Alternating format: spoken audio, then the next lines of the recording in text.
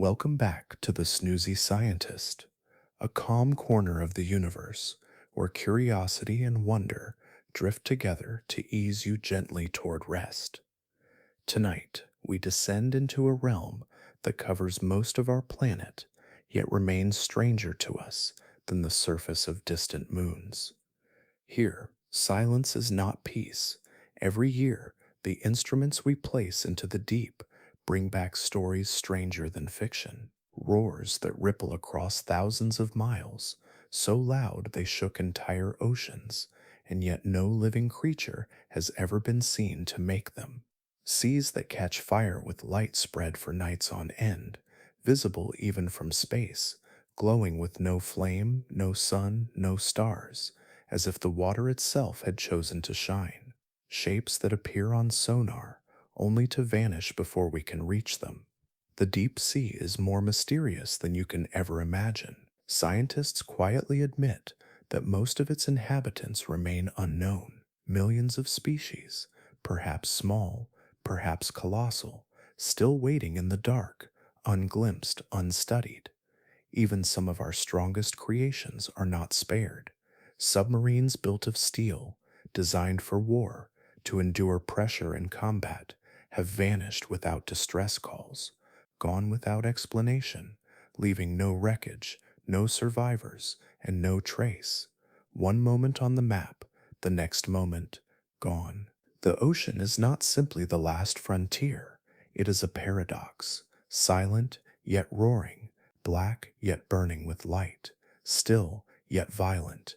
It is both cradle and grave, a place where life first sparked and where life still disappears without a trace. And perhaps we will never solve many of its riddles. Perhaps the ocean keeps its mysteries for a reason. So tonight, we'll sink together into those riddles, into the sounds science cannot place, the lights that appear without cause, the vanishings that defy explanation and remind us how fragile even our strongest creations are. But before we begin, if you find comfort in these quiet journeys through science stories, it would mean so much if you gave this video a gentle like and tapped subscribe. It helps more curious minds find their way to this peaceful corner of the internet and reminds the algorithm that sleep and science belong together. And if you'd be so kind, let me know in the comments, where are you listening from tonight and what time is it there? I love seeing how far across the world these sleepy explorations travel.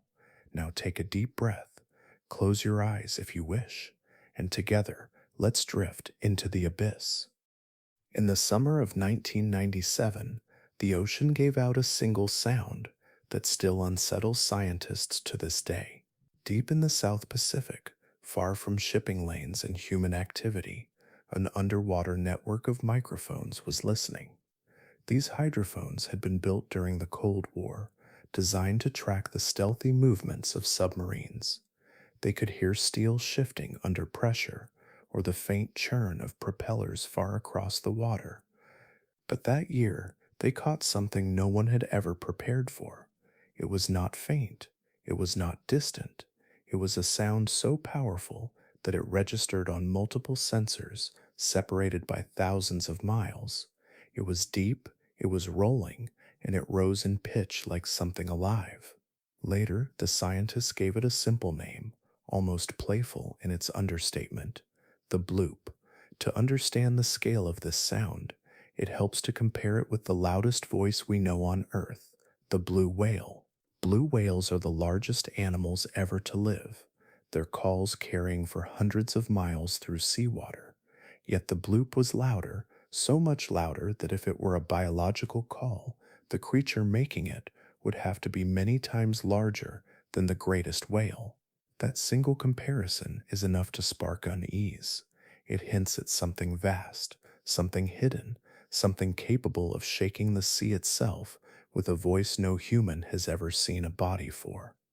The sound lasted only about 1 minute, long enough to rise in pitch, long enough to be logged and compared, long enough to echo across an ocean basin and leave the scientific world in silence. It has never been heard again. Sound behaves differently in the ocean than in air. Under certain conditions, noise can travel enormous distances, slipping through layers of water where temperature and pressure act like a tunnel. Whales use this to call across entire basins, their voices slipping between continents. But the bloop was more than that. Its reach was not just impressive, it was extraordinary. The hydrophones did not record it faintly, as they would a whale from afar. They captured it strongly, unmistakably, across instruments thousands of miles apart. It was as if the ocean itself had cried out, and every corner of the Pacific had carried its voice. Once the recording was analyzed, speculation began to ripple outward. Some scientists pointed toward geology, perhaps a titanic piece of ice breaking away from Antarctica, its rupture ringing like a drum through the sea. The frequency patterns did, at least in part, resemble known icequakes, but others hesitated. The bloop had a rising organic quality. It did not sound like the clean fracture of ice or the rumble of rock. It sounded like a living call, stretched and magnified to impossible size. For the wider public, the mystery became irresistible. Stories spread of sea monsters, of hidden leviathans stirring in the deep. Writers imagined creatures the size of cities, moving once and then falling quiet again. Even the name itself, the bloop, seemed to toy with us. A harmless word masking the most powerful underwater sound ever captured by human technology.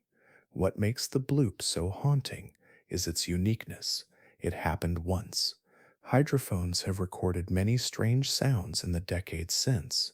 Groans, hums, mechanical like rhythms, but none ever matched the bloop.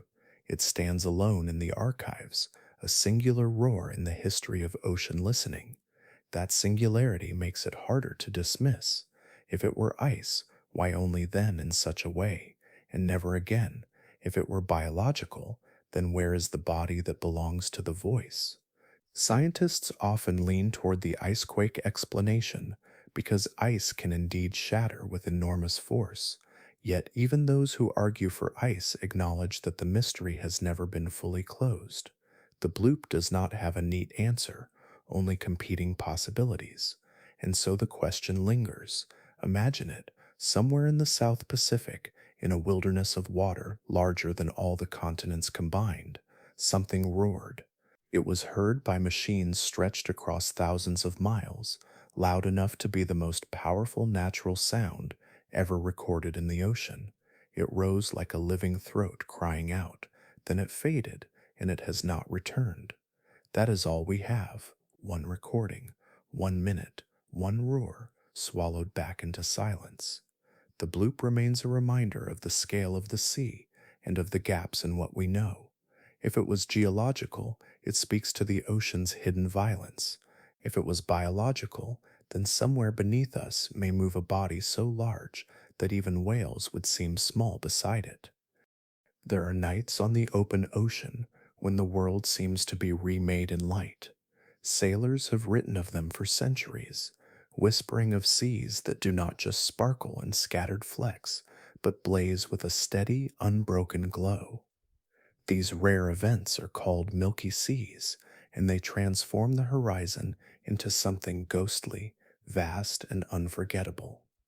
To imagine one is to picture being far from land, the stars faint above, when the water itself begins to shimmer, not with flashes, not with the familiar pinpricks of bioluminescent plankton, but with a sheet of pale radiance that stretches in every direction.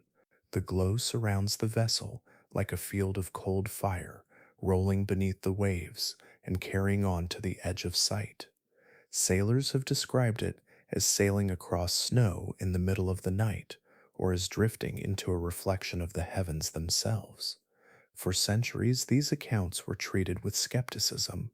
Reports of seas that glowed for hours, or even for nights, seemed too strange, too exaggerated. Some logbooks recorded descriptions of water that looked white and luminous, bright enough to read by, but no scientific explanation could verify it. To many, they were sailors' tales, born of fatigue, fear, and the imagination of men who spent too long at sea. Yet the ocean keeps its truths, and in time, science caught up. In the late 20th century, satellites orbiting Earth began to detect strange luminous patches on the surface of the Indian Ocean.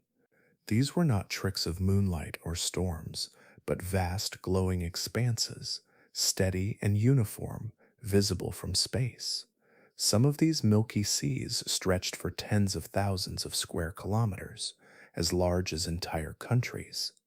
One such event near Somalia covered an area estimated at 16,000 square kilometers, a glow larger than the state of Connecticut.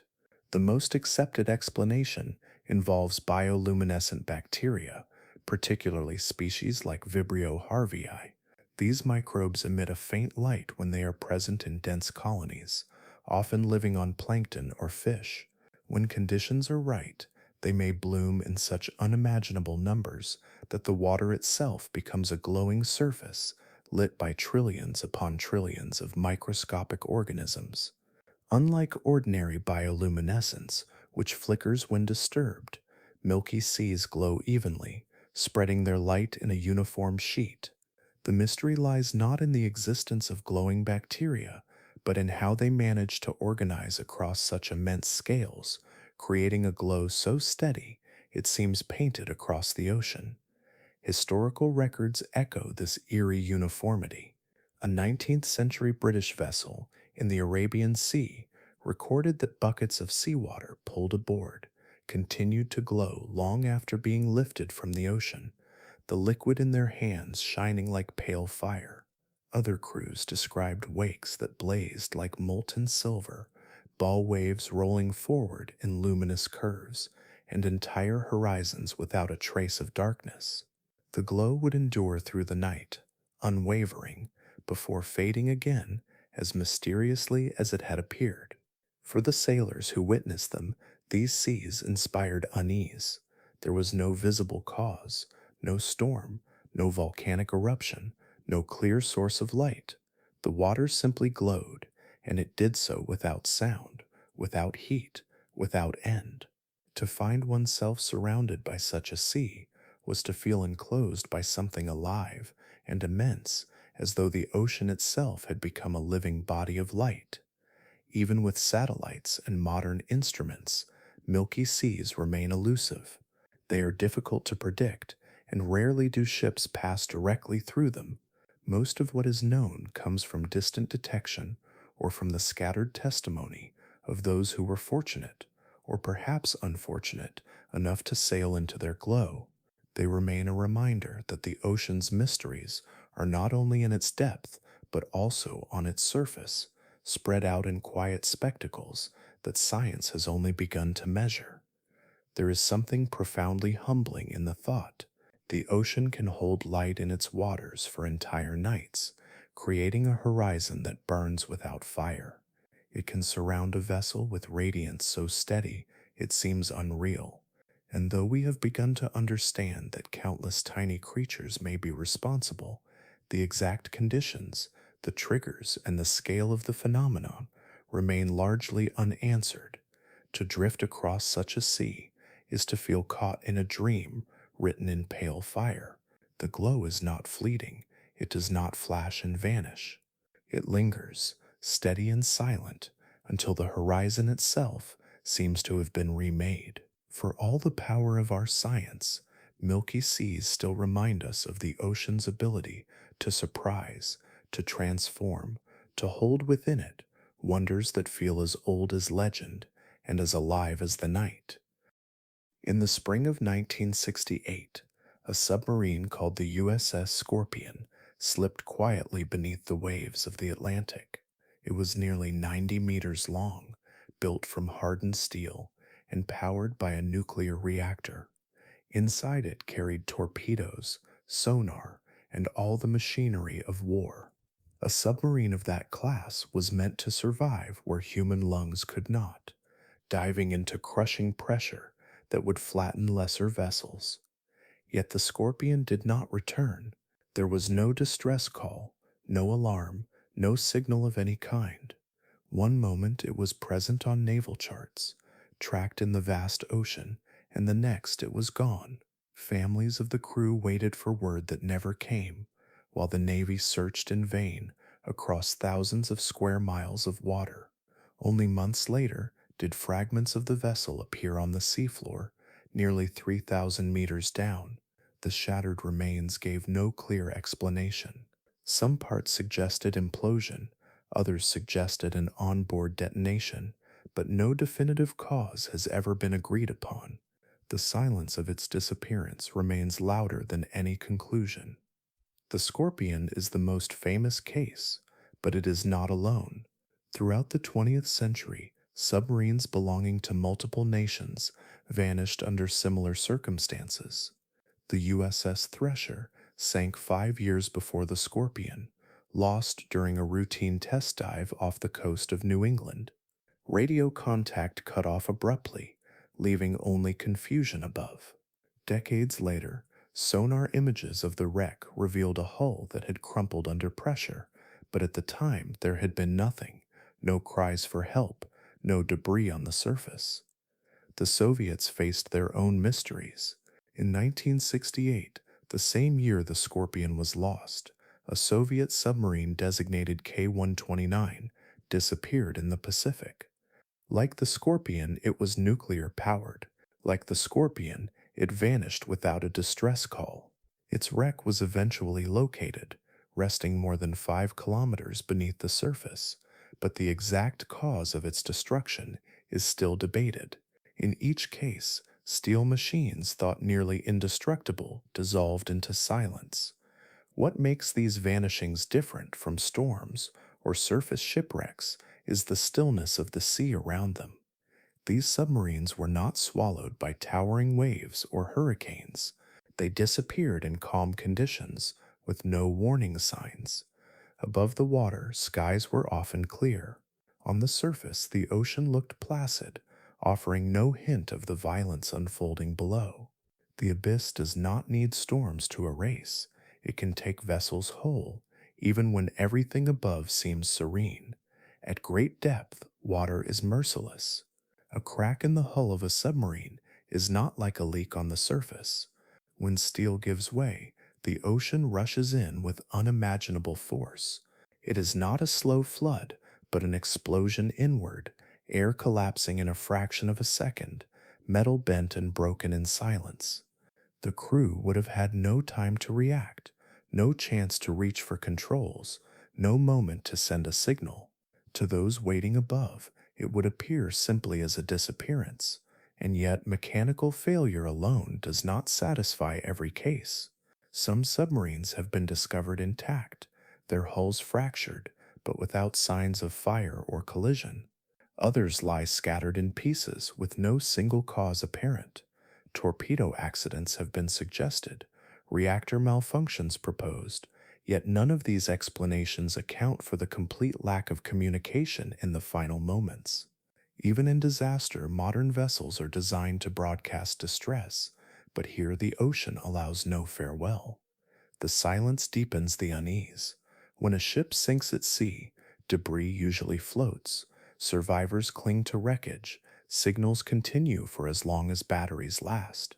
Submarines leave almost nothing, no floating lifeboats, no oil slicks, no fragments large enough to mark their graves. The weight of water above ensures that everything is dragged downward, sealed in the blackness. The ocean erases not only the vessel, but the story of its ending. The loss of these machines is also the loss of their people. Dozens, sometimes more than 100, vanished with each submarine, their lives and voices absorbed into the silence. Families wait for answers that never arrive. Investigations circle around fragments of evidence, but the ocean has already hidden the truth. In its depth, wreckage lies broken and unapproachable, testimony locked away where only the abyss can hear. It is tempting to think of steel and nuclear power as symbols of human control over nature. Submarines are built as if to prove that even the crushing weight of the sea can be endured. But the vanishings tell a different story. No matter how advanced, No matter how carefully engineered, these machines can still be swallowed whole. The ocean does not need storms, nor violence, nor pursuit. It erases without leaving clues, claiming steel as easily as wood. Perhaps that is the most haunting part. The silence, a nuclear powered submarine, armed and armored, can slip beneath calm seas and vanish without a trace. The surface remains smooth, the sky remains clear, and only those listening above know something has gone missing. In those moments, it is as if the abyss has drawn a breath, closing around a vessel and removing it from the world entirely. In the early 1990s, oceanographers working with hydrophones began to notice a sound that defied their expectations. It was not a roar that erupted once and faded into silence, nor a random burst of noise that could be dismissed as chance. This was something else entirely, a pattern, a rising tone that climbed upward like a question, then fell away again, only to return. Over and over, season after season, it sang. The scientists gave it a name that captured its strange upward sweep of sound, the upsweep. First recorded in 1991, the upsweep has never truly stopped. Year after year, it emerges most strongly in spring and autumn, as if tied to some hidden rhythm of the ocean itself. Its voice is not soft or faint. It carries across thousands of miles, bouncing along natural channels in the water, appearing on hydrophones scattered across the Pacific basin. For more than 3 decades, the upsweep has remained a presence in the ocean soundscape, a chorus without a singer, a song without a face. The quality of this sound makes it especially unsettling. Unlike the low frequency moans of whales or the thunder of undersea earthquakes, the upsweep has a high metallic edge. It is thin, sharp, almost mechanical.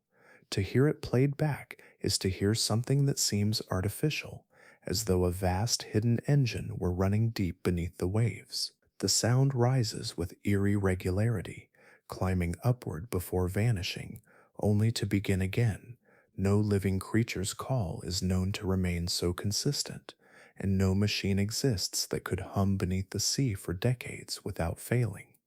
The Pacific Ocean is an expanse so immense it covers more area than all the continents combined. Within this wilderness of water, sound can travel astonishing distances, guided by temperature layers and pressure zones that act like invisible highways. Whales take advantage of this, calling across entire basins to one another. But the upsweep uses these same pathways in a way we do not understand. Its source has never been located. Sometimes it is stronger in one region, sometimes it fades into another, as though the origin itself drifts. Yet it always returns, season after season, reminding listeners that something persistent still vibrates beneath the Pacific. Theories have tried to explain it, though none have settled the matter. Some scientists point toward volcanism. The Pacific is encircled by the Ring of Fire, where magma shifts and eruptions carve the seafloor. Perhaps the upsweep is tied to vents or eruptions where seawater meets molten rock, producing bursts of sound. This could explain the persistence, since geological activity repeats. But the problem remains. Volcanic rumbles tend to be deeper, rougher, less patterned. They do not produce a precise rising tone repeated again and again. Others suggest that the upsweep may have a biological origin, perhaps belonging to a creature of the deep we have not yet encountered. Yet the thought is deeply unsettling. The volume is far louder than even the blue whale, the loudest animal we know. And where animals usually vary their calls, the upsweep remains stubbornly uniform. Each year, the same metallic notes climb upward as if they were being played by an instrument rather than voiced by a living throat. If alive, it would represent a form of communication unlike any we know, from a being we have never glimpsed. What makes the upsweep most haunting is not its strangeness alone, but its persistence. More than 30 years have passed since the first recording, and still it sings. Through changing seas, shifting climates, and decades of listening, the sound has endured. Unlike the bloop, a roar heard once and never again, the upsweep is a continuing background hum, a thread woven into the ocean's fabric. It is as if the Pacific itself breathes in these tones, repeating them endlessly without revealing why. To imagine it is to picture a concert without an audience, a hall of darkness where the same phrase is played forever, rising and falling without resolution. Hydrophones capture it, plot it, map it, but cannot chase it to a source. Each year, the same graph is drawn again, a jagged line sweeping upward, as if mocking our ignorance. Scientists listen, sailors wonder, the public imagines leviathans or hidden machines. Yet the truth remains suspended in the deep, humming on without end. The upsweep continues, a sound with no throat, no engine, no clear beginning or end. It hums on in the Pacific, metallic and steady, echoing like the song of something unseen. Far beneath the surface of the sea, in places so deep that sunlight has never reached, lie formations that look impossibly strange. They appear at first like shimmering ponds or lakes, but they are not separate bodies of water in the way we think of a mountain lake or a river pool. These are seas within seas, brine pools formed by salt so dense that it creates a layer of liquid resting heavy at the bottom of the ocean. To see one is to witness something that should not exist.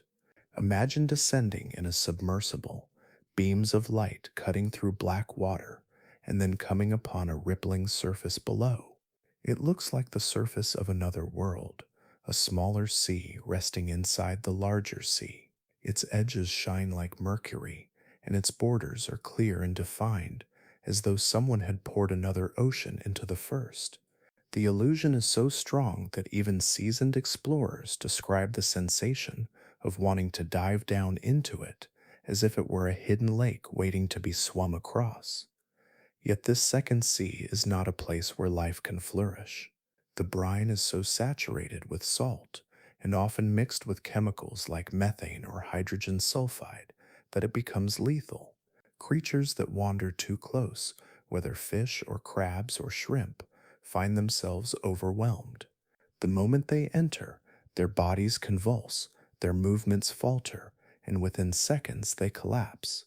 The dense brine suffocates them, disrupting their internal balance, and soon they sink motionless to the bottom. On the edges of these pools, the seafloor is often littered with the remains of the unwary, a silent ring of casualties marking the boundaries of a forbidden place. One of the most unsettling sights captured by deep-sea cameras is that of a crab making its way across the seafloor. It approaches the shimmering edge of the brine pool, steps across as though nothing were different, and then begins to twitch. Within moments, it is paralyzed, its legs curling inward, its body falls still, and it joins the others in the eerie graveyard lining the pool. The vision is at once scientific evidence and something almost theatrical, like a demonstration staged by the ocean itself, to remind us of its power. These lakes of death are formed in places where salt deposits, buried long ago under layers of sediment, interact with seawater under immense pressure. Over millions of years, the salt pushes upward, seeping into the ocean and creating pockets of brine. Because this brine is so much denser than the surrounding water, it does not mix. Instead, it settles into pools and rivers at the bottom, holding its shape like an invisible membrane keeps it intact. In some places, the brine seeps slowly, creating wide, glassy lakes. In others, it flows like an underwater river, winding its way across the ocean floor. Yet even in such inhospitable places, life has found a way to adapt. Around the edges of some brine pools, scientists have discovered mussels and other organisms thriving with the help of bacteria that can tolerate the harsh chemistry. These creatures form colonies at the very boundary between survivable water and toxic brine, living at the edge of what seems possible. They survive not by fleeing the poison, but by adapting to it, using chemical reactions that are utterly alien compared to life on the surface. To study these organisms is to see not only the resilience of life, but also the clues to how life might exist on other planets where sunlight never shines. The pools themselves appear otherworldly, as though they belong to some alien landscape rather than our own planet. When a submersible hovers above them, lights gleaming across the silvery surface, the brine shimmers and reflects back, creating the illusion of waves and currents that are entirely separate from the ocean around them. It is a visual paradox, a lake at the bottom of the sea, a surface beneath another surface. Explorers have described the disorienting sensation of drifting above a brine pool as being like flying in the sky over a second, hidden ocean. For all their beauty, these places remain dangerous. Machines that probe too far risk corrosion from the chemicals. Animals that stumble into them are lost in moments. The pools remind us that the deep ocean is not a single environment, but a patchwork of strange and sometimes deadly worlds. To wander into one unknowingly would be to step into a trap set not by a predator, but by the ocean itself, a silent hazard waiting in the dark. These brine pools are not rare accidents, but recurring features of the deep. Along the Gulf of Mexico, in the Mediterranean, and scattered throughout the seafloor, they wait in silence. Each one is both a natural wonder and a natural danger, shining with alien beauty while holding the certainty of death for anything unprepared to cross its edge. In the summer of 2011, a team of Swedish explorers called Ocean X was scanning the seabed of the northern Baltic Sea. They were not searching for mysteries. Their goal was far more ordinary: to locate shipwrecks, old cargo lost in the turbulent history of those waters. For centuries, storms and wars had scattered vessels across the Baltic, their remains resting quietly in the cold dark. But when the sonar readings came back, they revealed something that was unlike any wreck the team had ever seen. Instead of the jagged outline of a broken hull, the instruments traced the shape of something circular. The formation measured nearly 60 meters across, and it did not resemble any natural mound or ridge that the explorers expected. Its surface appeared flat on top, with features that suggested ridges or terraces, as though steps had been carved into the stone. Surrounding the anomaly was an even stranger detail: a long track-like scar stretching across the seabed, as though the object had slid into place from some distant point before stopping where it now rests. Sonar images can sometimes create illusions. Shadows, distortions, and blurred returns can trick the eye into seeing order where none exists. But the Baltic anomaly stood apart because of its apparent symmetry. Its edges appeared too round, its terraces too regular, its proportions too clean. In a landscape normally shaped by random geological processes, this object looked different. It looked designed. When divers attempted to investigate the site, the conditions were harsh. Visibility was low, the water frigid, and currents often unpredictable. Yet some of those who touched the structure reported that its surface felt unlike ordinary seafloor rock. Instead of being jagged and rough, parts of it were smooth, almost polished, like concrete hardened under pressure.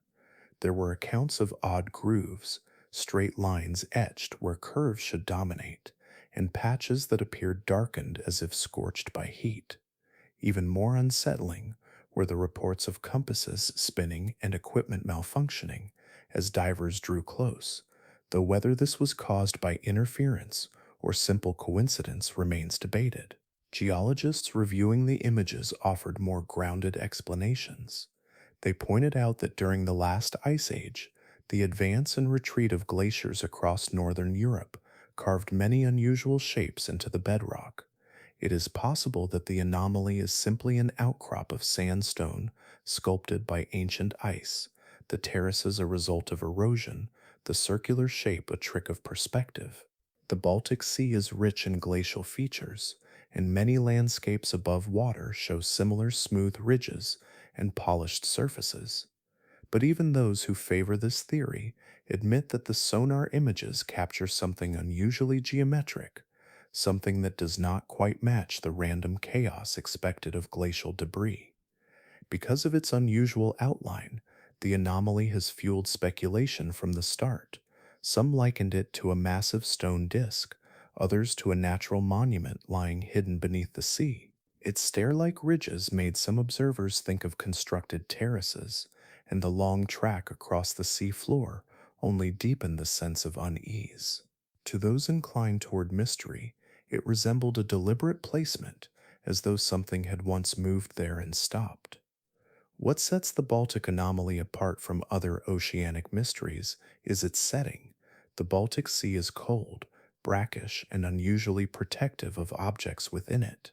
Shipwrecks in these waters often survive for centuries in remarkable condition. The 17th century warship Vasa, raised after more than 300 years underwater, was found almost perfectly preserved. In such an environment, a strange structure could remain unchanged for millennia, shielded by the slow erosion and low salinity of the sea. To study the sonar images today is to confront a shape that unsettles the imagination. From above, the disk lies silent on the seafloor, a perfect circle in the gloom. Its terraces cast sharp shadows, while the scar that trails away from it looks like the mark of something that once moved, perhaps slowly, across the bottom of the sea. Whether illusion or reality, the geometry is difficult to dismiss.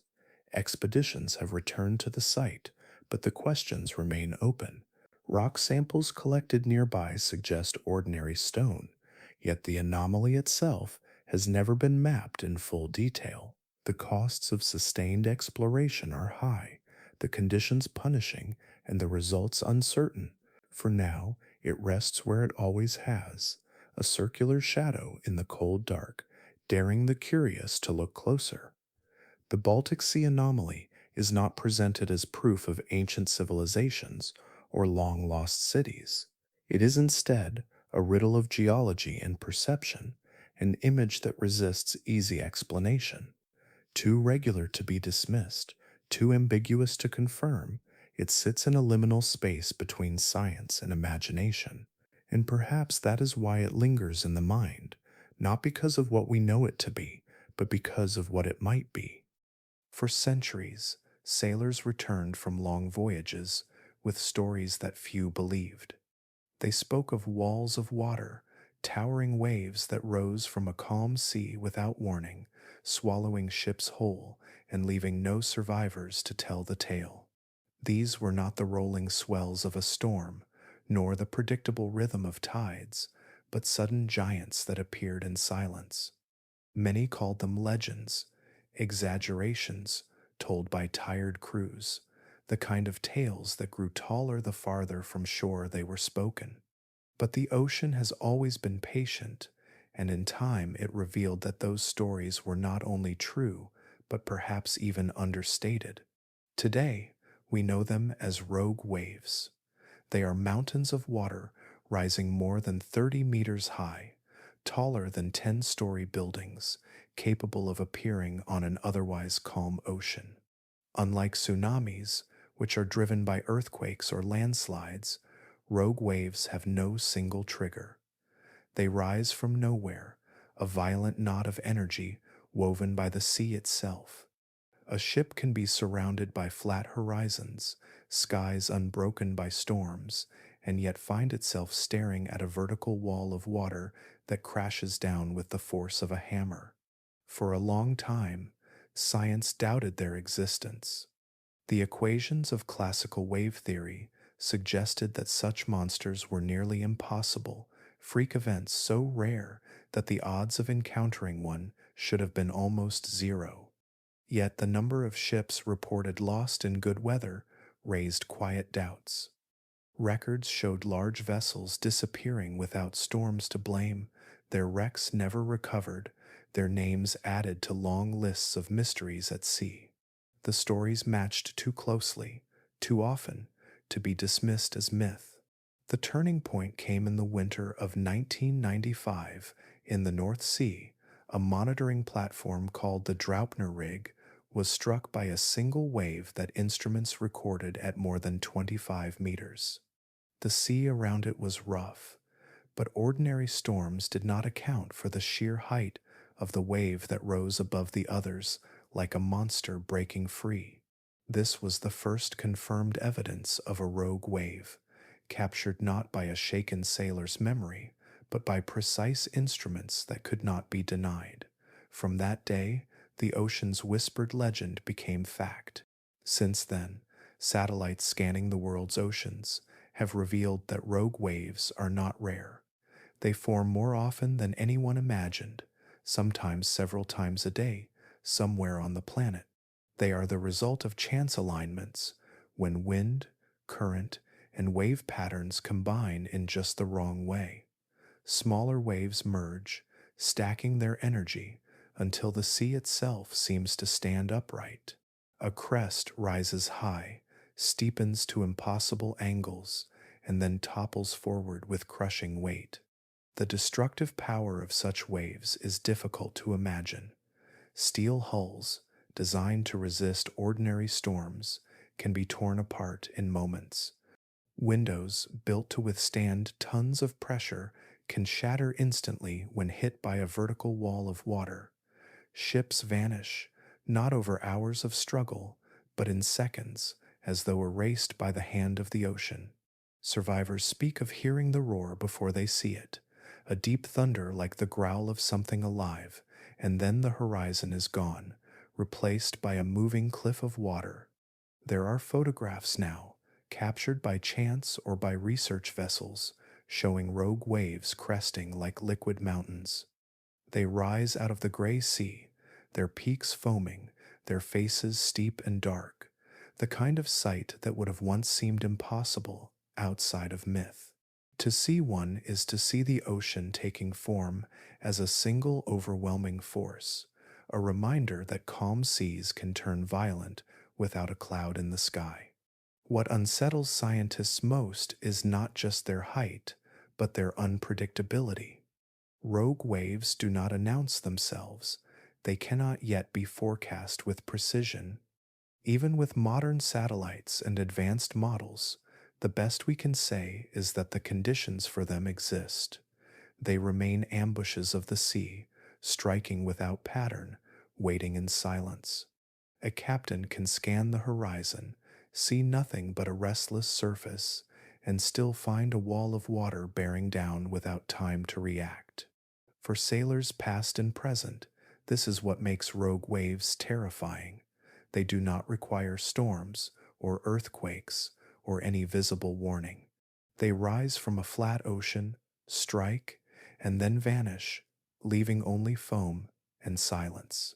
Ships have been lost this way, their final moments hidden, their wrecks lying quietly on the seabed as evidence of the ocean's unpredictable hand.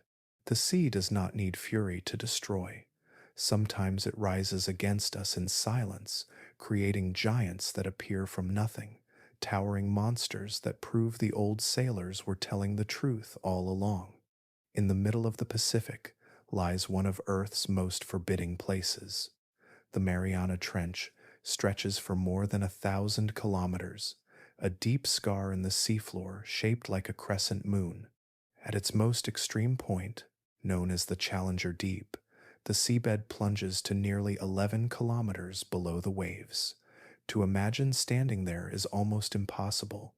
The pressure is more than 1,000 times greater than what we feel at the surface. Darkness is absolute, and the cold seeps into everything. It is a place no sunlight will ever reach. For a long time, scientists assumed it would also be a place of silence. But when hydrophones were lowered into the trench, silence was not what they found. Instead, The deepest place on Earth seemed to be filled with noises no one expected. The instruments recorded heavy, booming knocks, like distant hammers striking the walls of a hidden chamber. They captured whistles that rose and fell in ghostly arcs, notes that seemed to hover before fading into nothing. The sounds were not faint. They were clear, distinct, and unmistakably strange. What sets these recordings apart from other ocean mysteries is not just the sounds themselves, but where they come from. The Challenger Deep is isolated in a way few places on Earth are. Surface storms do not penetrate this far down. Shipping traffic cannot reach it. The hum of submarines and the crackle of propellers never touch its depths. And unlike other areas of the Pacific, the trench is not ringed with active volcanoes that could explain constant rumbles. The knocks and whistles are not carried from afar. They are born here, in the very bottom of the ocean, in waters that no human has ever directly inhabited. Scientists have put forward possibilities. The trench lies where two great slabs of Earth's crust collide, one plate diving beneath the other in a process called subduction. The strain of this movement is unimaginable, and sometimes stress is released suddenly, sending vibrations through the seafloor. It could be that the knocks are echoes of this grinding, magnified by the shape of the trench into sounds that ring like drums in the deep. The whistles might come from animals, creatures adapted to pressures that would crush steel, their calls warped into tones unfamiliar to us. Yet even these explanations leave gaps. The knocks do not follow the predictable rhythms of earthquakes. They arrive irregularly, sometimes in clusters, sometimes alone, as if struck with intention rather than chance. And the whistles do not quite fit the patterns of known animal communication. They are too sharp, too metallic in their tone, echoing with qualities that make them seem artificial. But what machine could exist here, at nearly 11 kilometers deep, where no human technology can endure for long? The strangeness is heightened by the isolation of the recordings themselves. Hydrophones capture only moments, fragments of the sounds, a single knock echoing into the black. A whistle that rises then fades, with nothing before it and nothing after. These are not continuous signals that could be charted or measured like the upsweep. They are fragments, brief voices in the dark, reminding us how little we hear from these depths. To play the recordings is to enter a haunting atmosphere. The booming knocks sound like blows on a giant metal door. The whistles drift upward like voices carried by a current, rising as though from beneath the seafloor itself. They stir unease because they imply motion, agency, something at work in a place thought to be still. In the Challenger Deep, there are no lights, no eyes to see what moves. There are only these sounds, echoing in the blackness. The trench is so deep that if Mount Everest were placed inside, its peak would still be covered by more than 2 kilometers of water. In that crushing volume, entire ecosystems might exist that remain unknown, clinging to the edges of rocks, hidden in sediments, or perhaps larger beings moving beyond our reach. The voices from the trench do not tell us what lives there. They only remind us that silence was never the truth. The deepest part of our planet speaks, but in a language we have not yet learned to understand. Off the southern coast of Japan, in the subtropical waters of the Ryukyu Islands, there lies a structure that looks as if it belongs to another world, or perhaps another time. Just 20 meters beneath the surface near Yonaguni Island, divers have stumbled upon what appears less like a natural ridge of stone and more like the foundations of a city swallowed by the sea. It is vast, angular, and hauntingly precise, its surfaces cut in ways that seem to defy the slow randomness of geology. The site was first noticed by local divers in the mid-1980s. At first, It looked like a series of enormous steps dropping down into the blue.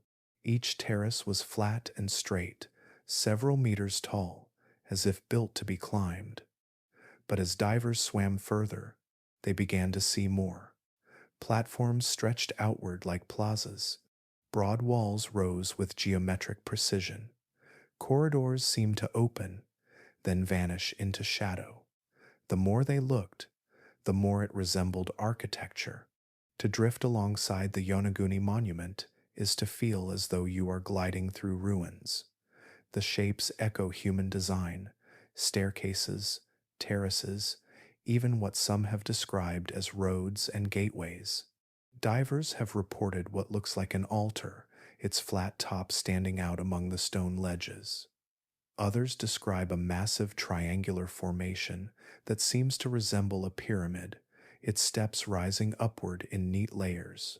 Photographs show corners that meet almost perfectly, sharp right angles cut into stone that, in other places, appears too smooth to be natural.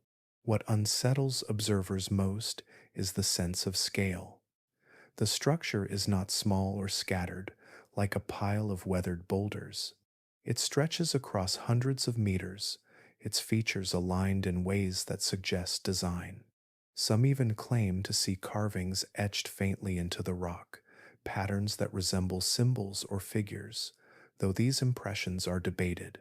One feature in particular, a large block of stone jutting from the formation, has been compared to a sculpted head, its profile staring into the endless sea. Whether real or imagined, these glimpses only deepen the mystery. Geologists have offered their explanations. The rock at Yonaguni is sandstone and mudstone, materials that fracture cleanly under stress. Earthquakes are common in this region, and over thousands of years, the shifting crust could have created sharp edges, terraces, and ledges. To them, what looks like a staircase is simply the natural layering of stone revealed by erosion and tectonic shifts. Nature, they argue, can produce forms that mimic human construction if we are willing to see patterns in randomness. But not everyone is satisfied with this answer. The regularity of the lines, the scale of the terraces, and the uncanny way certain features align suggest something more. Some archaeologists and historians believe the site could be a remnant of a human settlement built thousands of years ago when sea levels were lower.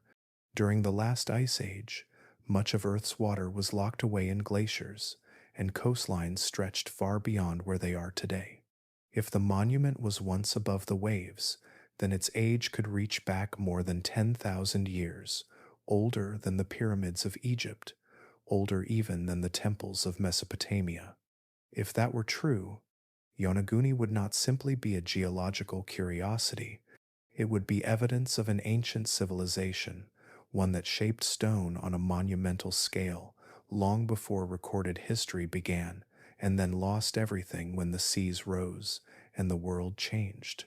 The monument, in this vision, is the skeleton of a forgotten city, its streets and shrines drowned but not destroyed, waiting in silence beneath the waves.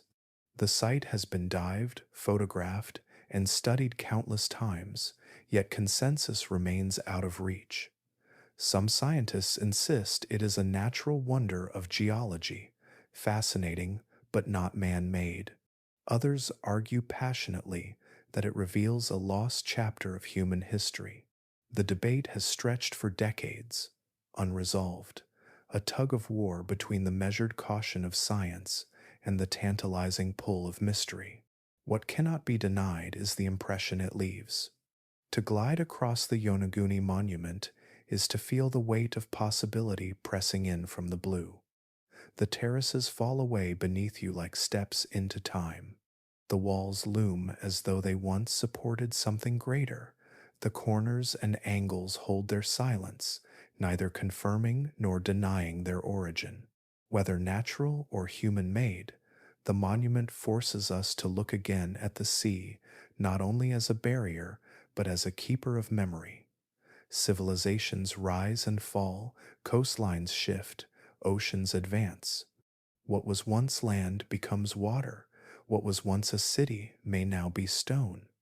If Yonaguni is natural, then nature herself has sculpted a place of breathtaking order. If it is human, then the ocean has hidden one of the greatest archaeological discoveries of all time in plain sight. And so it waits, beneath the turquoise waters of Japan, terraces and platforms dusted with sand, fish drifting through what might once have been streets. Whether temple or terrace, fortress or accident of geology, the Yonaguni Monument remains one of the sea's greatest riddles, a place where human imagination and scientific debate meet in silence beneath the waves. Far below the reach of sunlight, past the midnight zone where most submarines dare not go, lies a realm even more extreme. It begins at depths greater than 6,000 meters and stretches down to the very bottom of the world's deepest trenches. This is the Hadal Zone, named after Hades, the ancient underworld. It is a place of eternal night, where pressures climb to more than 1,000 times what we feel at the surface, and temperatures hover just above freezing. For a long time, scientists believed no complex life could exist here. The crushing weight of the water was thought to be absolute, a limit that biology could not pass. And yet, when cameras and traps were finally lowered into this darkness, life appeared fragile, ghost-like, and extraordinary. Among the most remarkable discoveries are the Hadal snailfish. These small, almost translucent animals look delicate, their bodies paper-thin and gelatinous. They drift close to the seafloor, pale as glass, with bones so lightly built that they would shatter if brought too quickly to the surface. In the blackness, their bodies bend with the currents like ribbons, their skin so clear that their organs can sometimes be seen within. They should not be able to exist under pressures that could crush steel, and yet they do, not just surviving but thriving in numbers. The secret to their survival lies partly in their biochemistry. The snailfish carry molecules in their cells that act like shields, protecting their proteins from collapsing under extreme pressure. These chemical guardians allow their bodies to function where others would fail. Their tissues are soft, almost boneless, but this very fragility is their strength. By abandoning the heavy skeletons that creatures in shallower seas rely on, they have adapted to an environment where rigidity would mean death. In the Hadal zone, to be strong is not to resist, but to yield. Alongside the snailfish are amphipods, tiny crustaceans that look like shrimp but grow to sizes unseen in shallower waters. Some amphipods in the trenches reach lengths of more than 10 centimeters, giants compared to their surface relatives. They swarm in traps left by explorers, clinging to bait with delicate legs, their shells ghostly in the artificial light of submersibles. Despite the cold, despite the darkness, they move with quick, precise gestures, as though the crushing depths are no burden at all. These creatures live in an environment with no sunlight, and therefore no plants to capture energy. Instead, they survive on what scientists call marine snow, a constant rain of particles drifting down from the surface world. Tiny flakes of organic matter, the remains of plankton, fish, and even the faint traces of dust fall endlessly through the water, taking weeks to reach the trench floor. The amphipods scavenge this snow, gathering what little nourishment makes the journey. The snailfish, in turn, feed on the amphipods, forming an ecosystem that endures in complete isolation. What is haunting about these animals is not only their presence, but the grace with which they exist in such extremes. To watch a snailfish hover at 8,000 meters is to witness a contradiction. Its body is fragile, almost transparent, but it moves with ease in an environment that would crush most life into silence. Its very existence challenges our assumptions about where life can and cannot be. If creatures like these can thrive in the deepest places on Earth, then perhaps life can also exist in the hidden oceans of distant moons, beneath the icy shells of Europa or Enceladus, where similar pressures rule. The Hadal Zone is not a place of abundance, it is a place of scarcity and survival, where every movement, every adaptation, is a triumph against the impossible. And yet, in the shimmering outlines of amphipods and the pale forms of snailfish, there is beauty. They are the proof that even in the most crushing depths, life finds a way to endure. In December of 1945, just months after the end of the Second World War, 5 U.S. Navy planes lifted off from a base in Florida. They were Avengers, large torpedo bombers that had flown in the Pacific Theater during the war. On this day, they were not at war. They were training, carrying young pilots on a simple navigation exercise that should have brought them out over the Atlantic and then back home again. It was routine, the kind of flight that hundreds of crews had done before. The weather was calm, the skies clear, and the flight plan straightforward.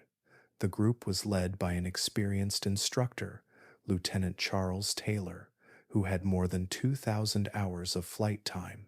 The planes carried enough fuel for several hours, more than enough to complete the loop and return. Nothing suggested that the exercise would become one of the most unsettling disappearances in aviation history. As the planes headed east, everything seemed ordinary. Then, at some point in the afternoon, radio operators began to notice distress in Taylor's voice. His transmissions came through in fragments, sometimes strong, sometimes faint, as though the signal itself was being pulled apart. "We can't find the horizon," one of the transmissions said. "Everything looks wrong." The young pilots were trained to trust their instruments, but their instructor seemed to believe the compasses were failing. He insisted that they were lost, even though ground controllers tried to guide them back. At one point, Taylor reported that both of his compasses had stopped working. His students echoed his uncertainty, their voices betraying confusion as they circled over an ocean that suddenly seemed without direction. Other transmissions followed, scattered and strange. "We don't know where we are. We must have got lost after that last turn." Then silence, followed by another burst. "The ocean doesn't look as it should." Hours passed as radio operators and nearby bases tried desperately to triangulate the plane's location, but the signals faded in and out, never giving a clear fix. Search planes were dispatched, sweeping the skies and waters, but nothing was found. As fuel dwindled, the voices grew more strained. Taylor's final words came through the static. "All planes close up tight. We will have to ditch unless landfall. After that, silence. No mayday call, no sound of impact, no final coordinates." The 5 planes, carrying 14 men, vanished completely. The Navy launched one of the largest searches in its history. Hundreds of ships and planes scoured the Atlantic for days, yet no wreckage was ever found. No oil slicks, no floating debris, no bodies washed ashore. Even more unsettling, one of the rescue planes sent out to look for flight 19 also disappeared, with 13 men aboard. In that case, some evidence pointed to an explosion mid-air, but no trace of the bomber or its crew was ever recovered either. The mystery of Flight 19 has never been solved. Some suggest that Taylor became disoriented, mistaking the shallow waters of the Bahamas for the open Atlantic, steering his formation further out to sea until their fuel ran out. Others believe a series of navigational errors and malfunctioning equipment led them astray. Yet the absence of wreckage remains troubling. In most cases, even when planes crash at sea, some fragments are eventually recovered. With Flight 19, nothing surfaced. The words spoken in those final transmissions linger like echoes. We can't find the horizon. Everything looks wrong. For the families of the men, those words became the last connection, a fragment of sound across static, the final trace of lives cut off mid flight. For historians and scientists, they remain a riddle, a reminder of how fragile certainty becomes when humans take to the air above endless water. The ocean is vast, and its capacity to erase is nearly perfect. The five planes of Flight 19, once powerful machines of war, now exist only in memory and myth, their remains hidden somewhere in the Atlantic depths. The voices of the pilots, caught in brief bursts of radio, remain as haunting markers of the moment when routine gave way to the unknown, and five planes were swallowed whole by silence. The deeper we descend into the ocean, the stranger life becomes. In the twilight zones, fish sprout luminous organs to mimic stars. In the midnight depths, creatures grow transparent, vanishing into black water. But in the Hodl trenches, where pressure climbs to unimaginable extremes, another rule seems to take hold. Here, many animals grow to sizes that feel unnatural, as though the darkness itself stretches them. This is known as deep sea gigantism, a phenomenon where creatures that are small or modest in the shallows expand into eerie proportions in the deep. Consider the amphipods, tiny shrimp-like scavengers common across the world's oceans. In coastal shallows, they measure only a few millimeters, nearly invisible against the sand. Yet, in the Hadal trenches, these same creatures reach lengths of 10 centimeters, 100 times larger than their relatives near the surface. Traps lowered into the abyss return crawling with these oversized scavengers, their pale bodies clinging to bait with delicate legs, their glassy shells shining under the faint glow of cameras. They look like something magnified under a lens, except they are not tiny here, they are giants in their own right. The same pattern is seen in isopods, distant relatives of woodlice. On land, these creatures go unnoticed, rolling into little balls beneath rotting logs. But on the seafloor, their cousins take on monstrous scale. Bathynomus giganteus, the giant isopod, can reach half a meter in length, their armored shells layered like plates of stone, their antennae waving slowly as they crawl over the mud.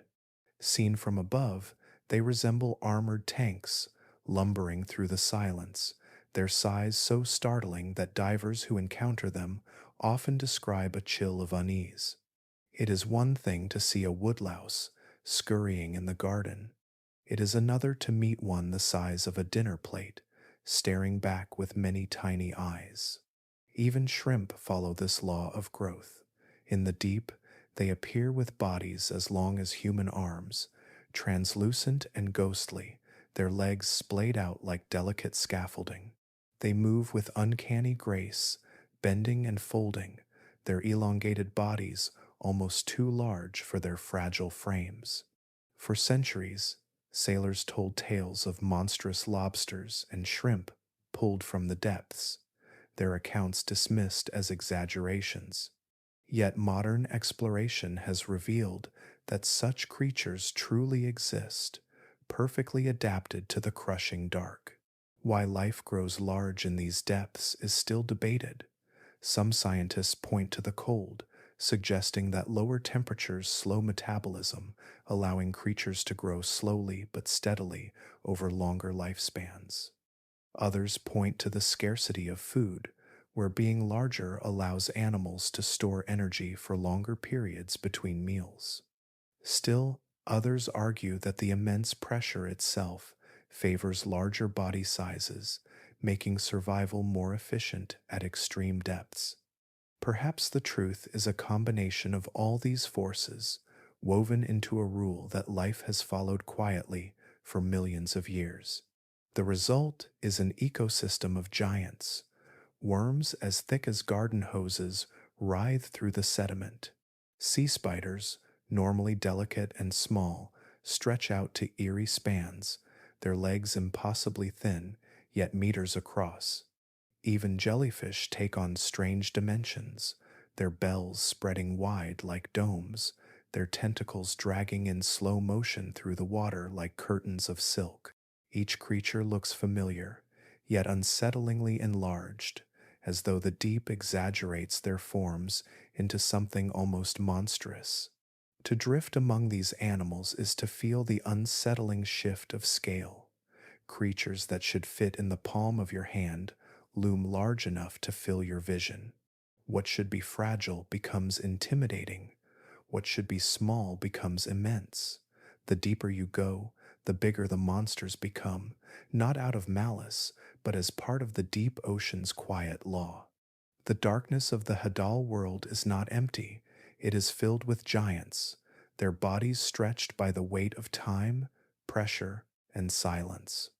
They move slowly, enduringly, their vast forms reminding us that the ocean writes its own rules, rules that twist the ordinary into the extraordinary.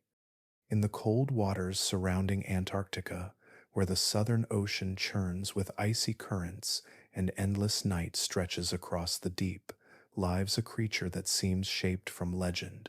It is rarely seen, almost never alive, yet we know it is real because fragments of its body have surfaced, tangled in fishing nets, or washed ashore in remote places. This is the colossal squid, a giant among giants, one of the most elusive predators the ocean has ever hidden. The colossal squid is often confused with its more famous cousin, the giant squid. Both belong to the same family of mysterious deep-sea cephalopods, but the colossal squid is heavier, more muscular, and armed with features that set it apart. It can grow more than 10 meters long, yet what makes it most terrifying is not its size alone, but the details of its anatomy. Its eyes are the largest known in the animal kingdom, each one as wide as a basketball, capable of detecting the faintest flicker of movement in the dark. To drift within its gaze would be to feel seen by a creature that belongs to another world. Its beak is another marvel, a sharp curve of hardened chitin, powerful enough to slice through steel cables. Fishermen who have hauled up squid remains describe the beak as immense, a weapon built for tearing into large prey. Around this beak stretch arms lined with hooks, some swiveling, some fixed, each designed to latch on and hold with brutal strength. Where the giant squid's suckers are armed with serrations, the colossal squid's arsenal is more like a series of grappling claws. Despite these terrifying features, the colossal squid remains almost entirely hidden from human eyes. The only specimens we have are dead ones, dragged from the depths by accident. In 2007, one of the most complete individuals ever found was brought up by a New Zealand fishing vessel in the Ross Sea. It weighed close to 500 kilograms, its arms stiff, its body frozen by the cold, its great eyes staring blankly, even in death. Scientists who examined it described the encounter as both awe-inspiring and unsettling, a reminder that the ocean holds predators we still know almost nothing about. What little we do understand suggests that the colossal squid hunts in silence, drifting through the dark Antarctic depths. Its enormous eyes likely evolved to detect the faint bioluminescence of prey, or perhaps the shadow of approaching predators like sperm whales. For it is not the only hunter in these waters. Sperm whales dive deep into the Southern Ocean, and scars on their bodies tell stories of battles fought in the dark. Circular marks from squid hooks scar their heads, evidence that colossal squids resist fiercely when attacked. Somewhere beneath the waves, these silent wars play out, battles between leviathans that humans can only imagine. The biology of the colossal squid is still mostly unknown. Its metabolism is believed to be slow, conserving energy in the freezing cold. Its body is full of ammonia-rich fluids that make its flesh buoyant, allowing it to hover effortlessly in the blackness. Some scientists believe it spends much of its life drifting in ambush, waiting for prey to pass within reach of its hooks. In such an environment, speed is less important than patience, and size becomes an advantage in a place where food is scarce. The thought of such a creature, vast and armed with weapons of claw and beak, floating unseen in the depths, has haunted sailors for centuries. Long before science confirmed its existence, myths told of sea monsters with tentacles strong enough to drag ships under. The kraken of Scandinavian legend, the leviathans of old maps, may have been born from glimpses of creatures like the colossal squid, their features exaggerated into terror by the human imagination. Yet reality has proven that truth needs little exaggeration. The colossal squid, as it is already a creature of nightmares. And still, for all its menace, it remains a mystery. We have never filmed one alive in its natural habitat. We do not know how many roam the Southern Ocean, nor how long they live, nor how large the biggest among them might grow.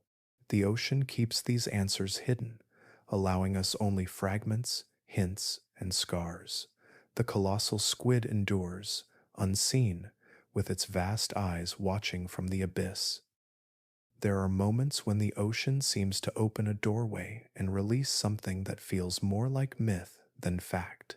Along the coasts of Japan, Mexico, and scattered islands across the Pacific, long silver bodies have occasionally washed ashore, glittering in the sun, shimmering with iridescent scales.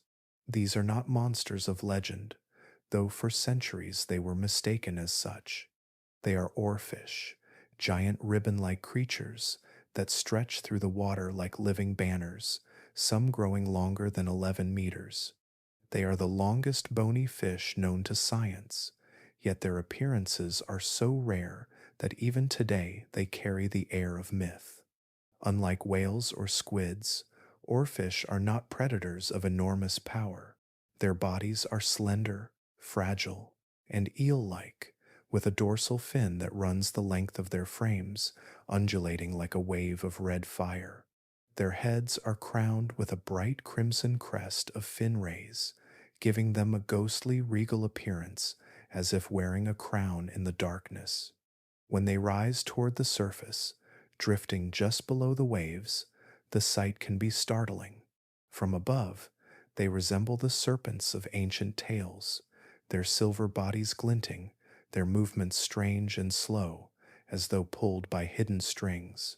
For thousands of years, sailors spoke of sea serpents that slithered through the waves, sometimes hundreds of feet long. These tales filled the margins of old maps with drawings of scaled monsters curling around ships.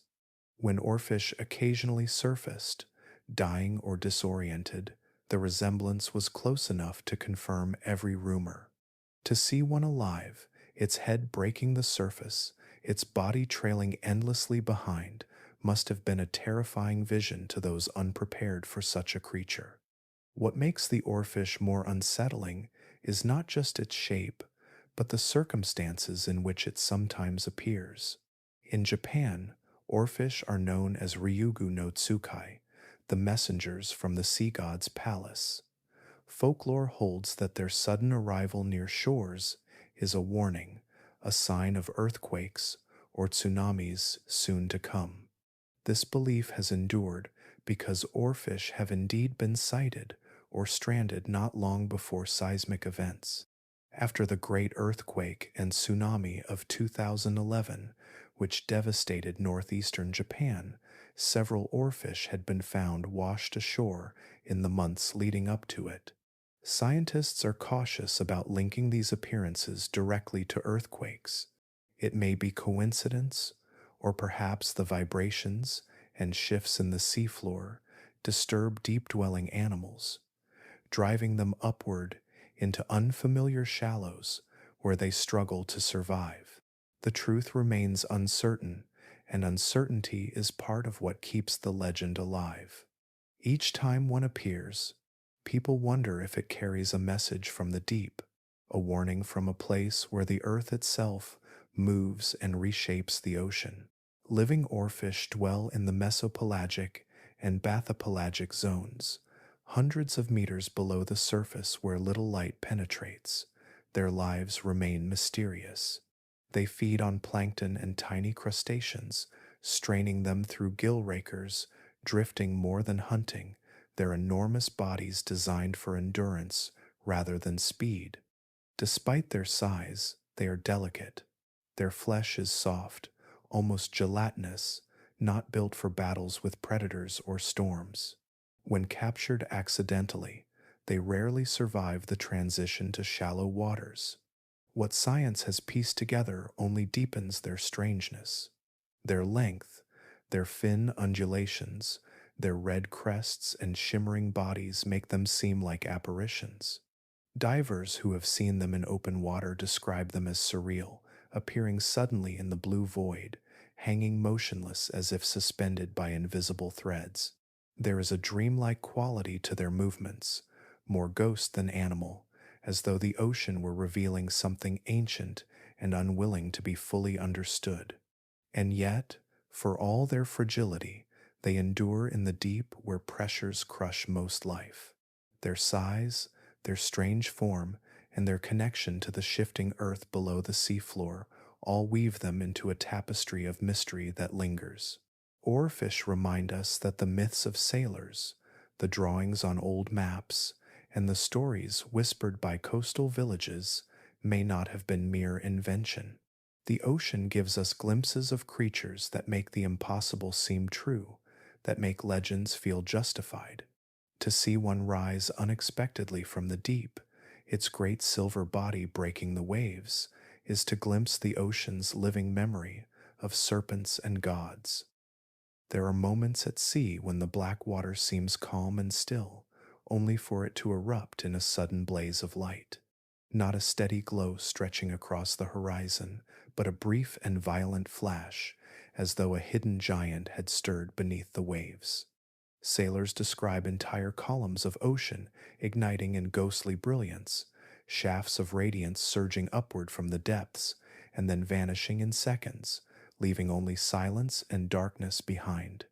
Unlike the familiar sparkles that dance in a ship's wake when plankton are disturbed, these bursts are not small or playful. They are immense, abrupt, and overwhelming. To witness them is to feel as if the sea itself has taken a sudden breath of fire. The light appears without warning, sometimes in narrow vertical shafts like searchlights, other times as walls of brightness spreading outward before collapsing again into shadow. It is not a gentle shimmer, but a revelation, a glimpse of something vast and unseen moving through the blackness below. What makes these eruptions so mysterious is their scale. Ordinary bioluminescence is easy to explain. Countless organisms, from plankton to jellyfish to squid, create light as part of their biology. Some use it to lure prey, others to communicate, still others to camouflage themselves in the darkness. But these sudden flares are different. They are not confined to a small patch of disturbed water. Reports describe them rising like towers, stretching from the seafloor toward the surface, as though an entire column of the ocean had been set alight. For a moment, it is as if the abyss itself has been illuminated, and then it is gone. Theories have tried to explain this phenomenon. One possibility is that these eruptions are triggered when dense swarms of bioluminescent plankton or bacteria are disturbed all at once. A massive predator, a shoal of fish, or even a geological event could force countless organisms to emit their light in unison, creating the impression of a single, vast flash. In this sense, the glow might not belong to one creature but to millions, coordinated not by intention but by disturbance. Yet the precision of the bursts makes this explanation difficult. For such columns of light to appear so suddenly, the organisms would have to respond almost instantaneously across enormous depths. The synchronization required is unlike anything seen in laboratory conditions. It suggests either a trigger on a scale we do not yet understand, or a natural mechanism that has not yet been revealed to science. Others have turned their attention to the seafloor itself. The ocean hides restless geology, with earthquakes, landslides, and sudden releases of gas lying in wait beneath layers of sediment. A burst of methane rising from the deep could create a rapid plume, disturbing bioluminescent organisms in its path. Volcanic vents might erupt and send waves of turbulence upward, stirring glowing creatures into a brief flare. In this model, the light is a secondary effect, the ocean's living particles responding to geological violence.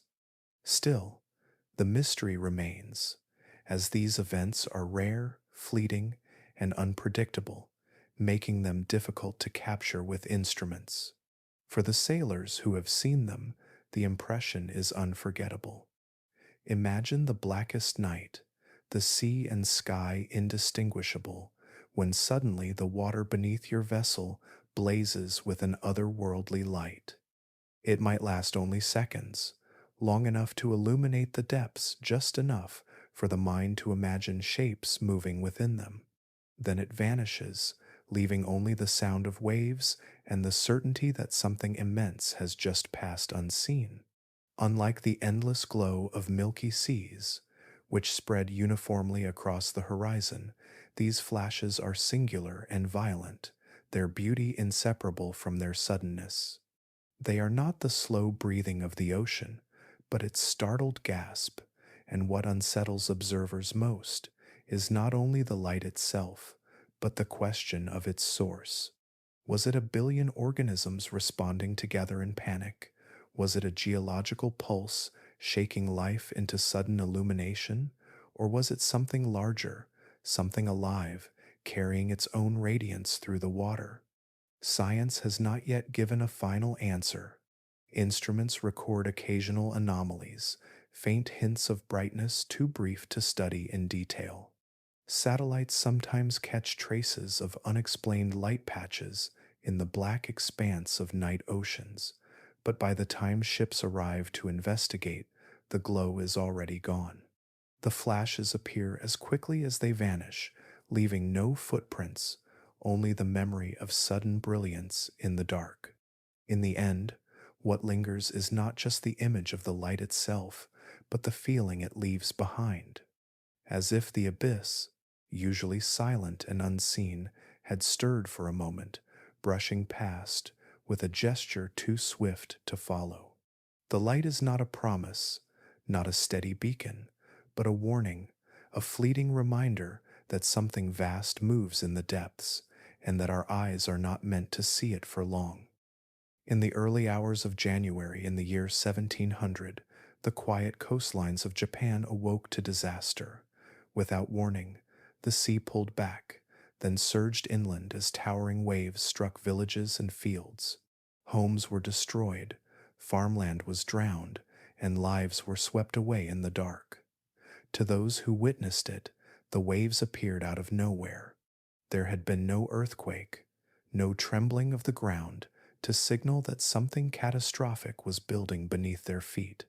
It was as if the sea itself had chosen, suddenly and with no cause, to turn against them. The records left behind by Japanese scribes are haunting. They describe a wall of water arriving in the night, swallowing entire stretches of shoreline. Because no quake had been felt, the people called it an orphan tsunami, a child with no parent, a wave with no cause. It puzzled not only the survivors, but generations of scholars who studied the old accounts. Earthquakes and tsunamis are bound together, each one born from the violent shifting of Earth's crust. How could such a destructive tsunami strike without any earthquake to precede it? For centuries, the mystery remained unsolved. The event was passed down in chronicles and local memory, yet remained detached from any known seismic source. Only in modern times would the orphan find its origin. In the late 20th century, geologists and historians began to link scattered clues across oceans. The answer did not lie in Japan at all. It lay far away, on the other side of the Pacific Ocean. Along the coasts of North America stretches the Cascadia subduction zone, a fault line running for nearly 700 miles from Northern California through Oregon and Washington to the edge of Canada. Here, the massive Juan de Fuca tectonic plate dives beneath the North American plate, building stress silently over centuries. When this fault ruptures, it has the power to unleash some of the most devastating earthquakes on Earth. Evidence from native oral traditions spoke of a night of terror long before European settlers arrived. Stories told of villages swallowed by the sea, of ground that shook until it was impossible to stand, of whole forests swept away. These stories were dismissed for generations, treated as myth rather than record.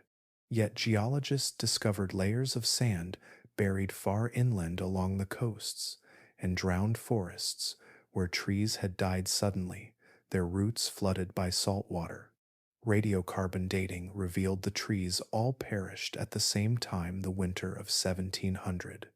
Piecing the puzzle together, scientists realized the orphan tsunami in Japan had not been parentless after all.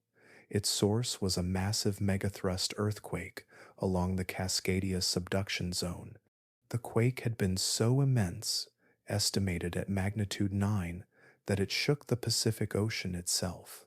The energy it released sent waves racing outward across thousands of miles of open water to reach the shores of Japan more than 10 hours later. By the time the waves struck, the quake's violence had long since ended in North America, unseen by those in Japan. What makes this discovery chilling is the scale of distance.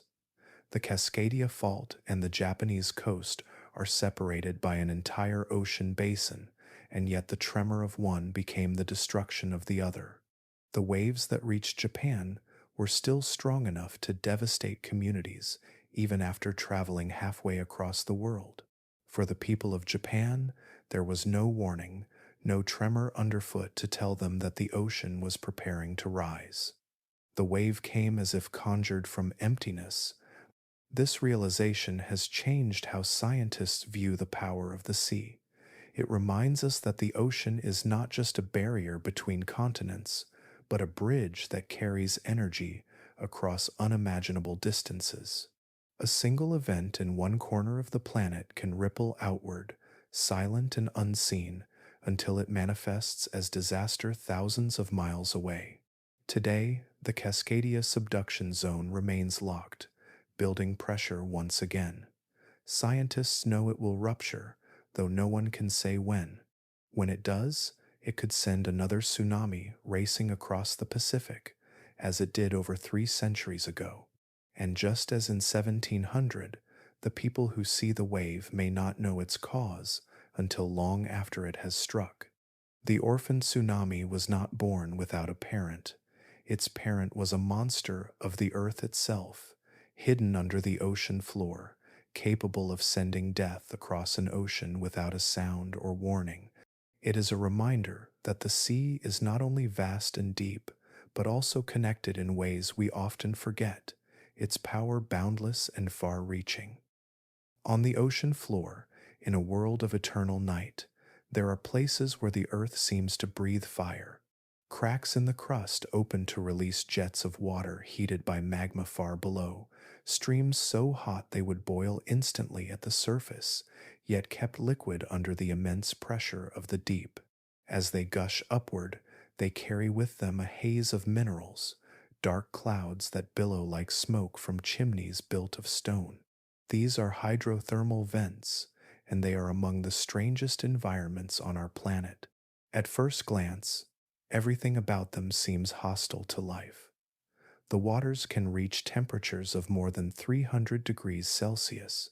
They are loaded with heavy metals and hydrogen sulfide, a chemical poisonous to most living things.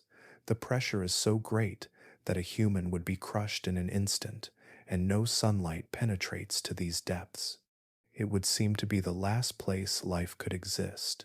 And yet, when the vents were first discovered in the late 1970s, scientists were astonished, for surrounding those dark chimneys was not silence and emptiness, but thriving communities. Rising from the seafloor in dense clusters were giant tube worms, pale as bone and more than 2 meters long. They had no mouths, no stomachs, no eyes. Instead, their survival depended on a partnership with bacteria living inside them. The bacteria consumed the toxic chemicals from the vent water, transforming them into energy through chemosynthesis. The worms, in turn, sheltered these microbes within their bodies and carried their nutrients through red plumes filled with hemoglobin rich blood. What looked like lifeless pillars were, in fact, colonies of beings entirely sustained by chemistry rather than light. And the worms were not alone. Clouds of shrimp swarmed in the shimmering water, their translucent bodies glowing faintly in the dim light of submersibles. These shrimp, too, carried symbiotic bacteria on their shells and in their gills, harvesting energy directly from the vent's chemicals. Crabs scuttled over mineral spires, their shells dusted white from the precipitated metals. Mussels and clams clustered tightly together, forming beds that stretched across the seafloor, each one hosting its own colonies of sulfur-loving microbes. Even fish patrolled the margins of this strange oasis, feeding on the rich abundance that pulsed outward from the vents. For every creature at the top of this food web, there were countless smaller ones beneath, building the foundation of a system powered not by sunlight, but by fire. Microbes clung to rocks, lining them like invisible moss, each cell weaving energy from compounds in the vent water. They were eaten by larger microorganisms, which in turn fed shrimp and crabs, which then became prey for fish. A complete chain of life, flourishing without a single ray of the sun, built entirely on chemical reactions at the seafloor.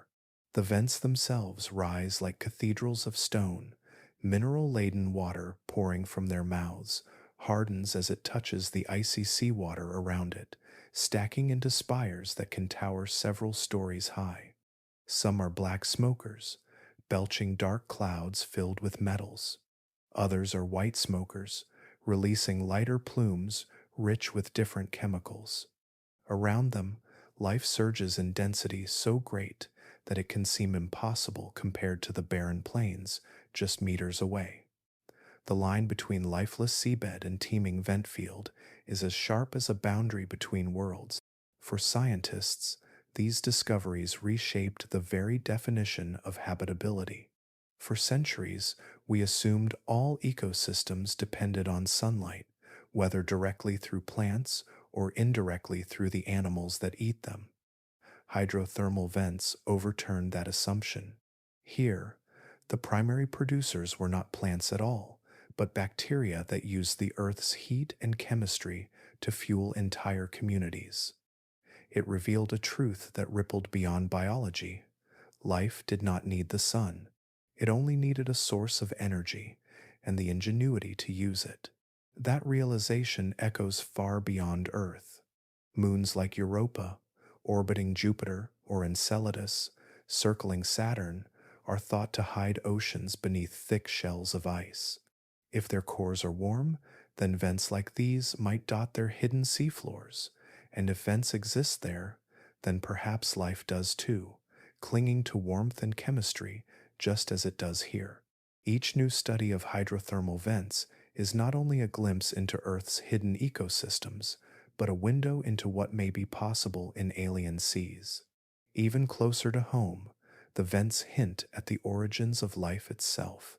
Some researchers believe that the first living cells may have emerged in environments like these, where minerals, heat, and chemical gradients provided the conditions for molecules to combine and evolve. If so, then the pale forests of tube worms and the swarms of shrimp are not only strange survivors, but echoes of our most ancient ancestors, thriving still in the dark. Hydrothermal vents remind us that life can take root in the most unexpected places. Entire worlds of creatures flourish in boiling water and toxic clouds, building communities as rich and complex as coral reefs, yet unseen by the sun. They are proof that the boundaries of habitability are wider than we ever imagined, and that the story of life is not confined to the surface. It stretches downward into the fire-lit darkness, where Earth's hidden seas glow with their own strange kind of abundance. Deep beneath the ocean's surface, hidden in caverns and coastal shelves, there are places where the laws of water itself seem to bend. Here, divers have slipped into landscapes so surreal that they look like illusions painted by the sea. Rivers appear, winding through the ocean floor, complete with banks, currents, and even ripples. Yet these rivers are not illusions. They are real, flowing currents of fresh water or brine, suspended inside the saltwater world around them.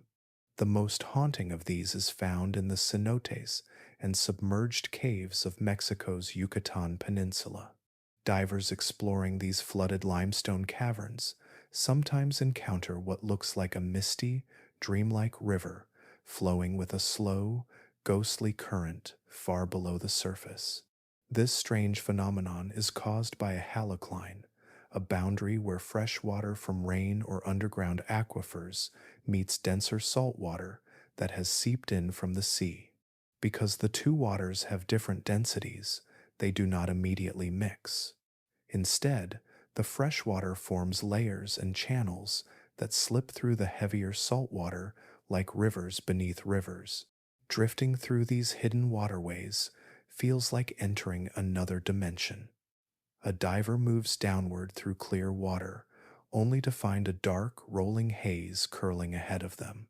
The halocline can look like fog or smoke, blurring vision and bending light.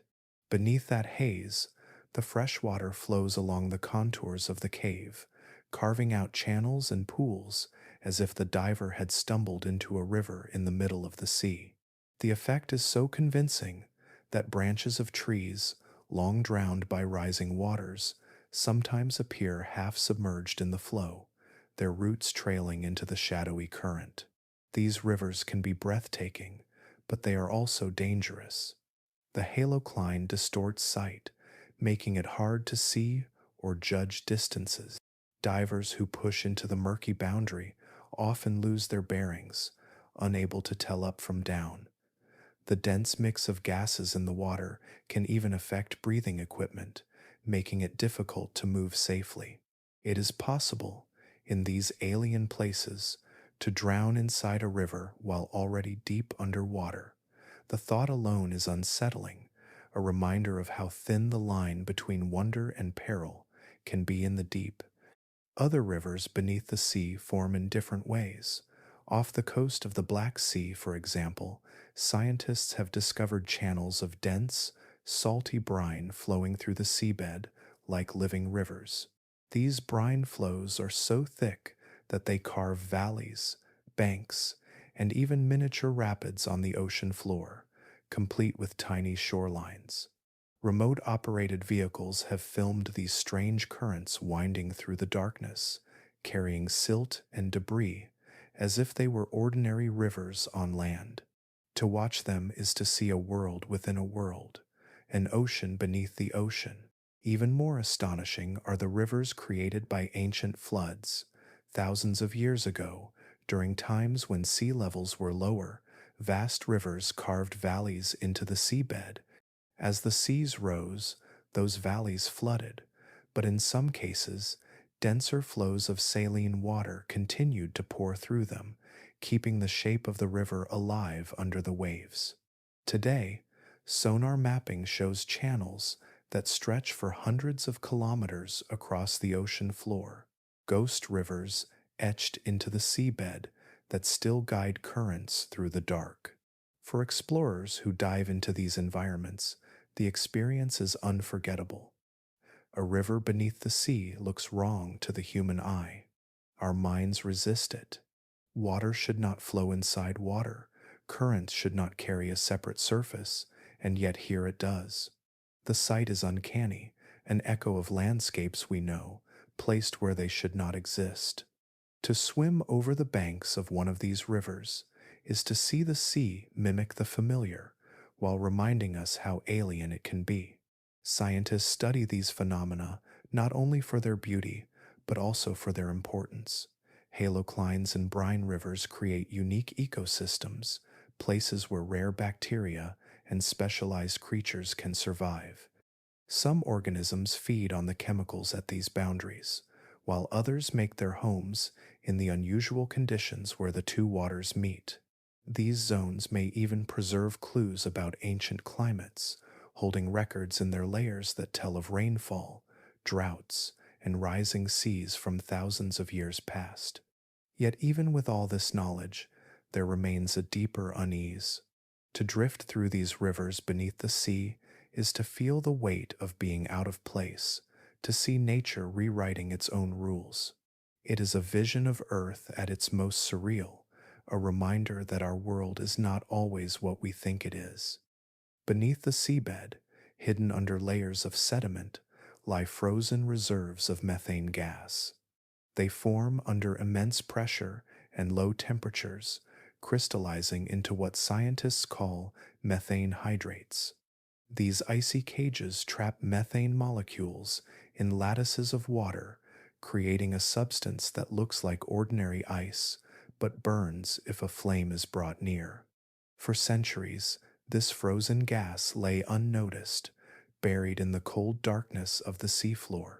Yet, when disturbed, it can turn violent. When pressure shifts or temperatures rise, these hydrates can destabilize.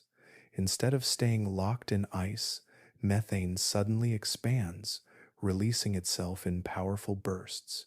The result can be explosive, a sudden eruption of gas and sediment that leaves behind craters on the seafloor. In some cases, these craters stretch for hundreds of meters across, gaping scars where the seabed once lay flat. The thought is unsettling. Entire patches of the ocean floor can rupture, as though the earth itself has exhaled with destructive force.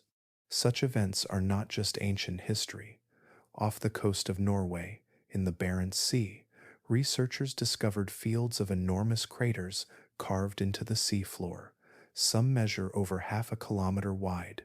They were created when vast pockets of methane hydrate destabilized at the end of the last ice age, releasing explosions of gas powerful enough to rip open the crust above them. Even now, smaller bubbles continue to leak from cracks in the region, whispering of the hidden reserves that still lie below. The possibility that similar events might still occur today has led to theories connecting methane eruptions with sudden ship disappearances. In certain regions of the Atlantic, sailors reported waters that seemed to boil, as though something beneath them had disturbed the sea itself. The theory suggests that if a large enough burst of methane reached the surface, the gas could drastically reduce the buoyancy of the water. A ship floating above such a patch could lose support and sink without warning, swallowed not by waves, but by invisible forces rising from below. While no direct evidence has ever been found to link methane eruptions to shipwrecks, the idea lingers, unsettling and strangely plausible. The same phenomenon has been considered as a possible contributor to mysterious craters found on land. In the Siberian tundra, massive holes have opened in the permafrost. These sudden pits are believed to form when methane hydrates, locked beneath frozen soil, erupt as warming temperatures destabilize them. The parallel between land and sea raises uneasy questions. If frozen methane can violently reshape the Arctic landscape, what might it do under the far heavier, far more unstable environment of the deep ocean. The scale of methane stored beneath the ocean is vast. Scientists estimate that the reserves of methane hydrate could equal or exceed all known fossil fuel deposits on land. Much of it sits quietly beneath continental slopes, where the pressure and cold combine to keep it stable. Yet these regions are fragile. Landslides on the ocean floor, shifts in tectonic plates, or even slow changes in climate could tip the balance, releasing gas that has been trapped for millennia. In some ways, these hidden hydrates are double-edged. They are seen as a potential energy resource, a frozen fuel waiting to be unlocked. Japan and China have already experimented with extracting methane hydrate, drilling into the seabed to bring the gas to the surface. But such extraction carries risk. Disturbing the hydrate layers could destabilize them, setting off sudden collapses or leaks that are difficult, perhaps impossible, to control. The vision is haunting. A calm sea above, with no storm in sight, and then the seabed below giving way in silence. Gas rushes upward in an invisible torrent. The water froths and churns, and anything above that patch loses its hold. No fire, no roar, just a vanishing. A ship could be swallowed whole, erased not by waves but by the sea itself losing its strength to hold.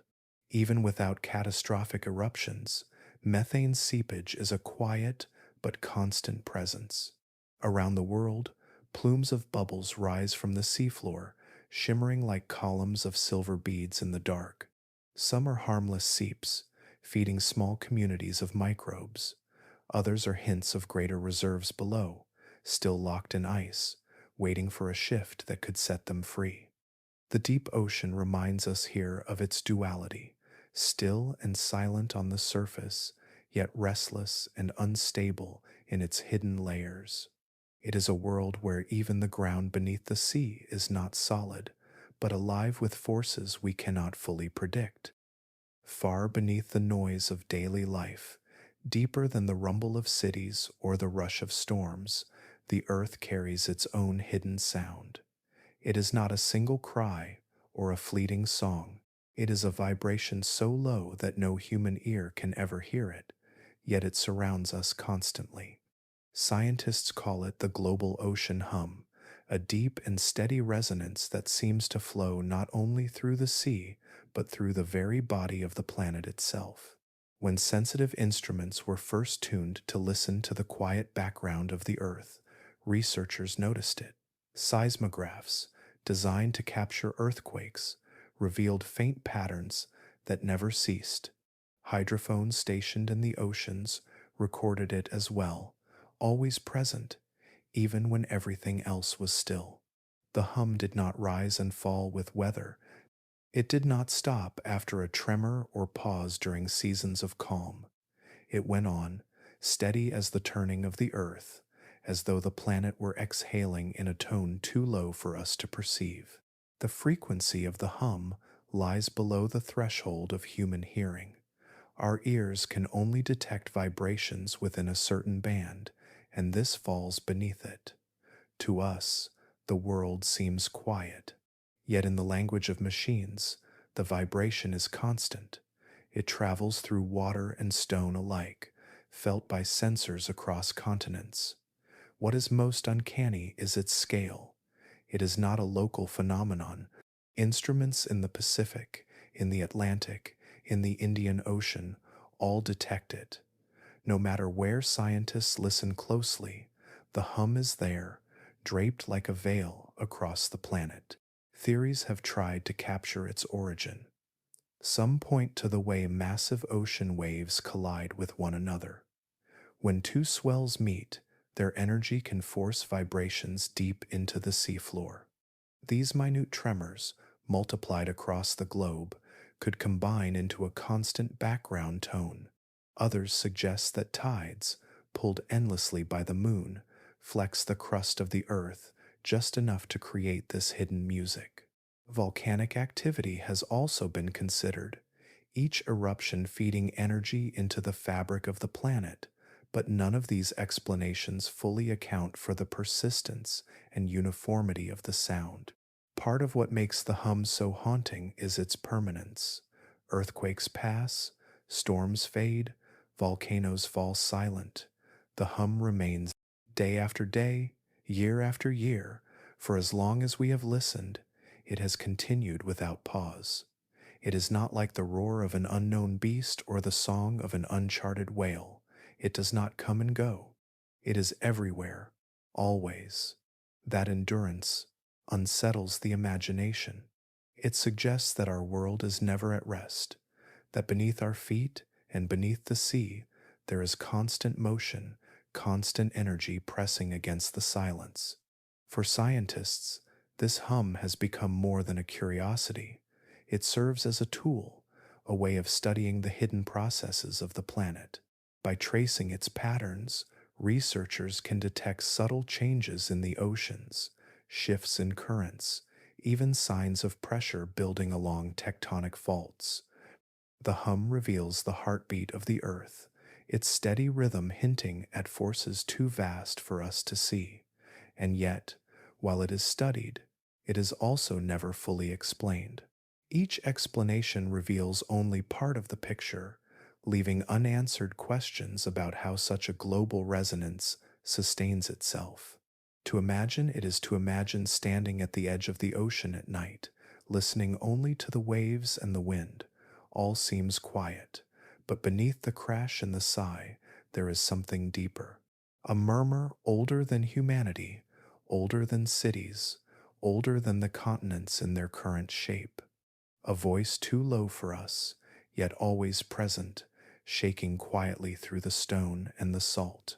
Some call it the heartbeat of the planet, steady and ancient. Others describe it as a groan, as though the earth itself were straining under its own weight, whispering of immense pressures hidden below. Whichever image feels closer to truth, both share the same unsettling realization. The hum is real, and it has never ceased. It continues now, threading through the oceans and the crust, part of the planet's constant conversation with itself. We cannot hear it, yet it is always there, carrying on a song without beginning and without end. The ocean floor is a place of silence, a vast graveyard where the remnants of history sleep. Among its many secrets are shipwrecks, vessels that once carried lives, cargo, and stories, now resting in the dark. Some of these wrecks are expected, lying along well-traveled routes where storms or battles claim them. Yet, from time to time, explorers uncover wrecks that do not make sense, ships lying in depths they should never have reached, far beyond the limits of the technology of their age. Modern sonar has revealed wooden hulls buried thousands of meters beneath the waves, preserved in the cold and oxygen-poor waters. Some rest in places where currents and geology suggest they could not have sunk naturally. Others lie deeper than any craft of their era could possibly have descended.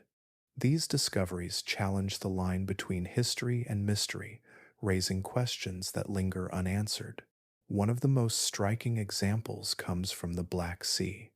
In recent years, teams of marine archaeologists used advanced remotely operated vehicles to scan its depths, where the anoxic waters act like a vault, preserving wood for centuries without decay. There, at depths of over 2,000 meters, they found vessels from ancient Greece and Rome, their timbers intact, their masts still standing. Some were merchant ships that should have sailed only coastal waters, yet they lie on the deep seabed, preserved as though they had just slipped beneath the waves. These wrecks were found far deeper than their design could withstand, resting in conditions where no ancient diver or retrieval effort could have reached them. The mystery grows when examining how some of these ships appear displaced. In the Mediterranean, wrecks have been discovered, wedged into deep undersea canyons, as though dragged by unseen forces. How did fragile wooden hulls end up preserved in such extreme depths without being destroyed by the descent? Were they carried there by violent undersea landslides, or is something missing from our understanding of ancient navigation and disaster? Even more unsettling are accounts of wrecks found in the Atlantic, where vessels appear to rest at depths measured not in hundreds, but in thousands of meters. In one case, survey teams mapping the seafloor for telecommunications cables came across an unidentified wooden ship preserved at a depth where the crushing pressure should have reduced it to fragments. The discovery sparked debates, for there was no clear path for how the ship could have reached such a depth intact. It is not just wooden ships that raise questions. More recent steel vessels have also been discovered in odd positions, displaced from expected locations, resting far deeper than official records suggest they should be. Some researchers speculate that powerful methane eruptions, seafloor collapses, or rogue waves could explain such displacements. Others suggest that undersea currents may drag wrecks further than imagined, yet none of these explanations fully account for the pristine state of some vessels, which seem too intact to have endured such violence. In many cases, the water itself helps preserve them. In cold, deep regions where sunlight cannot reach and bacteria cannot thrive, ships can rest untouched for centuries. The Black Sea again provides a haunting example. With almost no oxygen below its surface layers, it preserves wrecks so well that carvings on timbers and even ropes can survive for thousands of years. It is a time capsule, holding vessels that seem to defy the ages. And yet, the very depth at which some of these ships rest suggests a story we cannot piece together. What makes these shipwrecks so haunting is not only their survival, but their placement. A ship preserved at the bottom of a shallow bay can be explained. A ship found miles deep, resting as though carefully laid upon the seafloor, is something else entirely. Each one raises a question without an answer. How did it come to rest here, in waters it could never have reached on its own? The sight of them on sonar, ghostly outlines resting where no ship should be, sends a chill through even seasoned explorers. They are not just wrecks, they are contradictions, puzzles waiting in the dark. And for now, they remain mysteries, part of the deep ocean's vast archive of secrets that we may never fully unlock. During the long, tense years of the Cold War, the oceans were not empty. They were crisscrossed by fleets and patrolled by submarines, each vessel carrying the weight of nuclear deterrence. Beneath the surface stretched a silent battlefield, a place where detection meant vulnerability and secrecy meant survival. Submarines drifted quietly through black waters, relying on hydrophones and sonar to paint invisible pictures of their surroundings. To their crews, sound was everything. The faint hum of a propeller could mean friend or foe, life or death.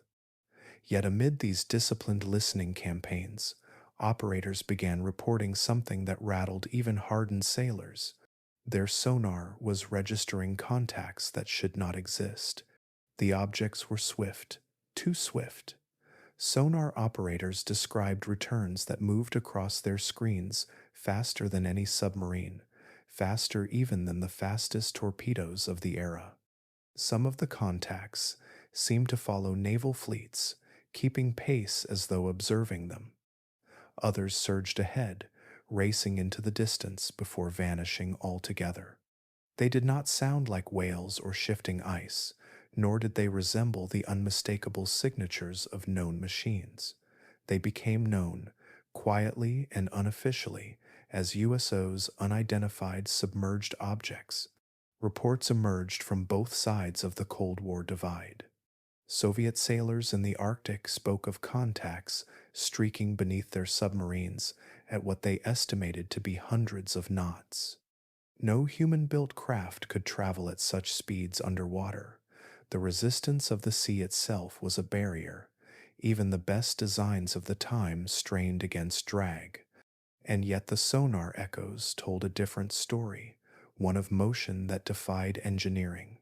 A Soviet officer once described the feeling not as hunting, but of being hunted, as though his submarine was no longer the predator but the prey. The United States Navy collected its own accounts. In exercises across the Pacific and Atlantic, sonar operators logged strange movements beneath fleets. At first, many assumed their instruments were malfunctioning. Faulty readings could happen. Sonar could play tricks when layers of warm and cold water bent sound in unexpected ways. But after repeated checks, the signatures remained. Something was there, moving quickly, at times darting in patterns too sharp for conventional hydrodynamics. The behavior of the contacts was what unsettled crews the most. Some objects seemed to shadow submarines for long stretches, maintaining a steady distance as if watching. Others moved erratically, rising from deep water to shallow layers and then plunging down again without losing speed. A few even appeared to circle, creating loops of motion that suggested not drift, but intent. These were not echoes of shifting currents. They were too regular, too controlled. To be stationed in a sonar room during such an encounter was to exist in a world of sound alone. The room itself was dim, the air thick with the steady hum of machinery. Each operator sat before a glowing display, headphones pressed close, parsing patterns from static. A merchant vessel far above might appear as a slow, rhythmic churn. A whale song could stretch out as a long, haunting melody. But then a sharp, fast signal would streak across the screen faster than anything in the arsenal of any nation. It would last only moments before slipping away, leaving the listener in silence again. For the men in those rooms, the impression was chilling. Something unknown was moving with them, something that belonged to no fleet they recognized. Navies did what they could to investigate. Some scientists proposed natural explanations, perhaps underwater landslides or sudden bursts of gas from the seafloor were creating illusions on sonar. Others suggested unusual temperature gradients might bend sound waves, distorting ordinary signals into extraordinary ones. Yet even with these possibilities, many reports remained stubbornly unresolved. The objects moved with too much purpose. They appeared too often in moments of high naval activity, as though drawn to the presence of fleets. The mystery lingers because there was never closure, no wreckage was found, no craft was ever identified. The records survive as fragments in naval archives and whispered recollections from sailors who sat in the darkness, listening. For them, the haunting thought was not simply that something unknown existed in the oceans, but that it was aware of them. The hunters of the Cold War, armed with nuclear weapons and steel machines, had discovered that something else in the deep was faster, sharper, and impossibly silent. It was not disappearance this time, it was pursuit. Submarines, built to be the most secretive vessels in history, had found themselves stalked by ghosts of the abyss, objects larger and quicker than anything they could imagine, moving with a certainty that no sonar operator could dismiss. For the men who heard them, the ocean was no longer a void of silence. It was a place where shadows could chase steel, and the line between machine and mystery blurred completely. In the deepest waters, far below where sunlight has ever reached, the ocean reveals creatures so strange they seem to drift out of dreams. Among them is one of the most elusive of all, a giant known as the phantom jellyfish. It is a creature so rarely seen that for more than a century, only a handful of encounters have ever been recorded. Each sighting feels like a visitation from another world, a fleeting glimpse of something vast and ghostly that disappears before it can be understood. The phantom jellyfish, known to science as Stygiomedusa gigantea, spreads its umbrella-like bell up to 1 meter across. But what makes it haunting are its arms, Not the frilled, stinging tentacles we imagine when we think of jellyfish, but long, dark, ribbon like appendages. These arms can extend for 10 meters or more, flowing like curtains through the water, drifting and folding with an elegance that looks almost choreographed. They are not built for stinging prey, but for slowly unfolding it, wrapping and pulling it into the soft, pulsing body of the jelly. To see one is to feel time stretch. Its movements are unhurried, ghost like, as though it exists on a rhythm entirely different from ours. Every ripple of its bell, every unfurling of its long arms, seems to carry the silence of the abyss with it. This strangeness is magnified by its rarity. Despite decades of deep sea exploration, fewer than 2 dozen confirmed sightings have ever been logged. Most were recorded by remotely operated vehicles descending into darkness, their cameras catching the sudden outline of something enormous drifting just beyond the lights. The deep sea, where the phantom jellyfish lives, is a place without day or night, only eternal blackness. Down here, pressure is immense, temperatures hover just above freezing, and food is scarce. Yet the phantom jellyfish has adapted to these conditions with a body both simple and otherworldly.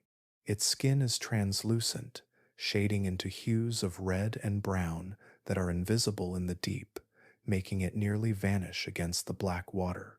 Its arms sway like banners in a current that seems too faint to move anything at all.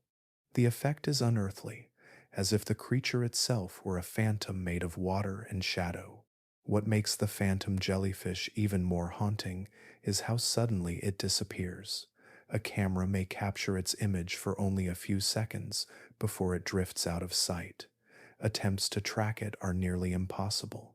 In some sightings, the jellyfish appears close to the camera, its enormous arms slowly folding before it glides downward into the abyss, vanishing into blackness as if it had never been there. For the scientists watching from control rooms miles above, the sense is always the same: awe mixed with frustration, a rare encounter with a creature that refuses to stay. Very little is known about the life of this giant. No one has ever seen it feed. No one has studied its behavior in detail. Even its population size remains a mystery. Does it drift in small numbers across the globe? Or are there hidden places where it gathers in groups? Its vast arms suggest a predator that waits in patience, capturing unsuspecting fish and plankton in a slow but inescapable embrace. But without more sightings, this remains only guesswork. One of the most unsettling thoughts is that the phantom jellyfish may be far more common than we believe. Its body, adapted to the dark, blends seamlessly into its surroundings, almost invisible beyond the narrow beams of artificial light. It could drift silently through the deep, just beyond our instruments, gliding past in the silence of the abyss, unnoticed, except for those rare times when chance allows our cameras to cross its path. For divers and sailors who see the footage, the impression is unforgettable. The phantom jellyfish does not look like a creature of Earth. Its form, flowing and translucent, its immense arms streaming into blackness, evokes images of specters or veils of smoke moving through water. Some compare it to a living ghost, others to a being of another world. It unsettles not through violence but through strangeness, a reminder that life in the deep can take shapes we can barely imagine. The ocean holds many creatures we know only through fragments, scales, bones, or fleeting glimpses. But with the phantom jellyfish, what we have is the sight itself, the vision of a vast, silent drifter moving through endless dark. It is a haunting reminder that the ocean does not need monsters of teeth or roar to frighten us. Sometimes, what terrifies most is what looks so strange, so graceful, so entirely other. In the deep sea, where sunlight has never reached, survival depends on light of another kind. Down here, in the black water, creatures have evolved the power to create their own illumination. Most of them glow in shades of blue or green, the colors that travel best through water. To us, their bodies shimmer like stars scattered in an endless night. But among these living lanterns, there is one creature that has chosen a different path. The dragonfish carries a secret weapon, a glow the rest of the ocean cannot see. The dragonfish is a predator that lives at depths of hundreds to thousands of meters, far below the twilight zone. Its body is slender, dark, and nearly invisible, built to vanish into the background of the sea. Along its jaw are needle-like teeth, long and transparent, so sharp that prey never sees them until it is too late. But its most chilling feature is its use of light. Unlike most bioluminescent creatures, the dragonfish produces a glow in the color red. In the deep ocean, red light does not travel far. Sunlight itself is stripped of red wavelengths within the first few dozen meters of water. That means almost nothing down there can see the color red at all. Most deep-sea animals' eyes are tuned only to blues and greens, the only colors that exist naturally in the darkness. But the dragonfish is different. Not only does it create red light, but it has evolved eyes capable of detecting it. This gives it a kind of private spectrum, an invisible flashlight that it alone can see. When the dragonfish hunts, it emits faint flashes of red from specialized organs near its eyes and along its body. To any nearby prey, there is no sign of danger. The glow is invisible, undetectable, like a spotlight shining in a color their eyes cannot sense. Yet to the dragonfish, the red light reveals everything. Shrimp, small fish, and drifting creatures are illuminated in perfect detail, unaware that they have been exposed. It is camouflage turned inside out, a cloak of light used not to hide but to hunt. Imagine the strangeness of this power. In a world of darkness, the dragonfish carries a secret flame, a light that no one else can see. It swims through the void as if holding a lamp that reveals its prey while keeping itself hidden. To the human mind, this is almost impossible to picture.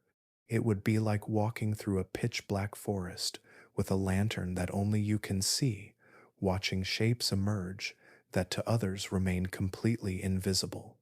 The dragonfish's eyes are specially adapted for this task. They contain unique pigments that allow them to capture the faintest red wavelengths. This adaptation is so unusual that it has fascinated scientists since its discovery. How did evolution provide this creature with such a specific advantage? The answer may lie in the unforgiving competition of the deep. In a place where food is scarce, the ability to see what others cannot is the difference between survival and starvation. What makes the dragonfish even more unsettling is how this ability ties into its hunting style. Its long jaws can open wide enough to swallow prey nearly half its size. The red light it projects is used not only to find, but also to lure. Some species of dragonfish carry a barbel, a glowing lure that dangles from their chin, swaying like a worm in the water. To most creatures, it looks like nothing at all. They do not see the glow, but those that can sense a disturbance draw closer, curious, and then the dragonfish strikes. The teeth close like needles, and the prey vanishes into the waiting dark. This hidden world of red has another layer of mystery. To our cameras, tuned to record visible light, much of the dragonfish's glow cannot be seen. It is only with specialized instruments that scientists have captured its strange flashes. Even then, sightings are rare. The dragonfish lives in a realm almost unreachable by humans, and its light remains elusive, visible only when conditions are perfect. In a way, it continues to guard its secret even from us. The haunting thought is this: we know so little about the deep ocean, and yet here is a predator that has evolved an entire spectrum to itself. A creature that hunts with a light the rest of the sea cannot see, moving through the blackness with a power both elegant and terrifying. It is a reminder that the deep is not only about size or strength, but about strategies so alien that they seem almost supernatural. The dragonfish is not a monster in the way we imagine, but in the silence of the abyss, with its red eyes glowing faintly and its invisible flame lighting prey. It carries an aura of something far beyond ordinary life. Beneath the ocean's surface, there are places where darkness takes shape not as open water, but as chambers and corridors. These are the abyssal caves, hidden labyrinths that stretch into the seafloor, deeper and more complex than sonar can map. Unlike coral caverns in shallow seas or coastal sinkholes, these caves exist far below, in the pressure-crushed world of the abyss. They are rarely explored, for they are places where even machines hesitate, and where human divers sometimes vanish into the endless black. To picture an abyssal cave is to imagine a cathedral carved in darkness. Vast arches of stone loom overhead, their outlines invisible without the sweep of artificial light. Narrow passages twist away, their walls dripping with minerals that have accumulated over thousands of years. Pools of dense brine, heavier than seawater, sometimes collect in the hollows, forming lakes within the caves that are deadly to most life. The silence inside is absolute, broken only by the hiss of bubbles or the echo of a diver's breath. In Mexico's Yucatan Peninsula, explorers have mapped some of the largest known underwater cave systems in the world. These cenotes, formed in limestone, stretch for hundreds of kilometers. Some tunnels are so vast that they look like submerged cathedrals with ceilings lost in shadow. Yet even these marvels lie in shallow regions compared to the abyss. In the deep sea, caves remain largely unmapped. Sonar pings return confusing signals, bouncing back in echoes that cannot resolve the full shapes of the labyrinths below. What lies inside many of them is unknown. For divers who attempt to enter, the dangers are immense. In ordinary open water, the way back to the surface is always clear. In a cave, there is only the passage you came through, a single route that can twist, narrow, or collapse. Silt stirred up by a careless movement can cloud the water into a fog so thick that even powerful lights cannot cut through it. In such conditions, a diver can lose orientation within seconds, no longer able to tell which direction leads out.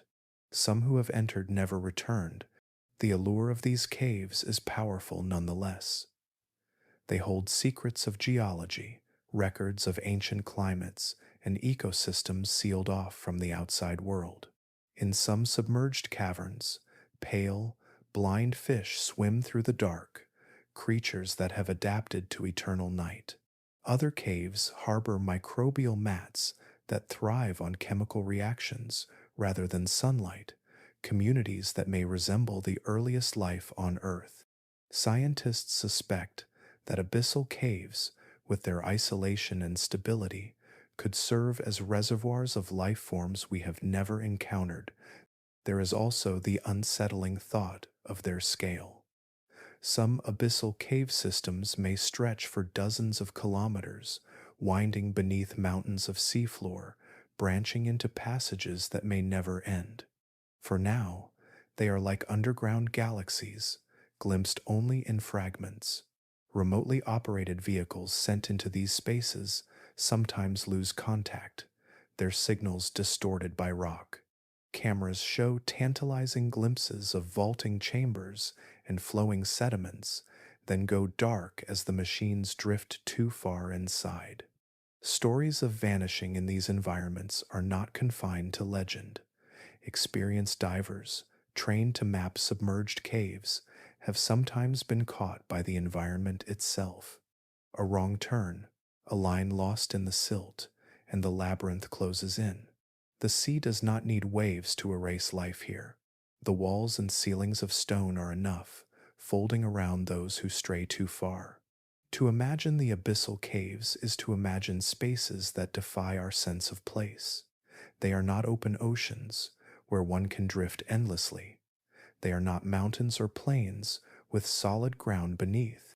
They are something in between, spaces of airless confinement filled with black water, carved by time into hollows that no light has touched.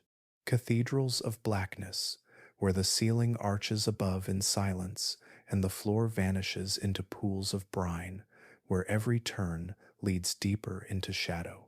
The caves remind us that even beneath the seas themselves, there are worlds within worlds, hidden and waiting, carved into the bones of the earth. Far beneath the frozen continent of Antarctica, hidden under nearly 4 kilometers of solid ice, lies one of the most secret bodies of water on Earth. This is Lake Vostok, a place so cut off from the surface that it has remained sealed for more than 15 million years. While the world above it shifted through ice ages, extinctions, and the rise of humans, this lake lay untouched in its silent prison of ice. The scale of its isolation is staggering.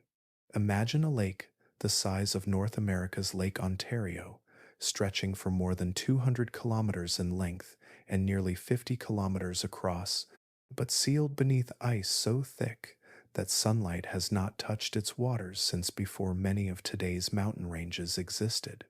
It is a world within a world, an ocean in darkness, waiting quietly under the coldest place on the planet. Scientists first suspected its existence in the mid-20th century when radar signals bounced oddly beneath Antarctica's ice sheet.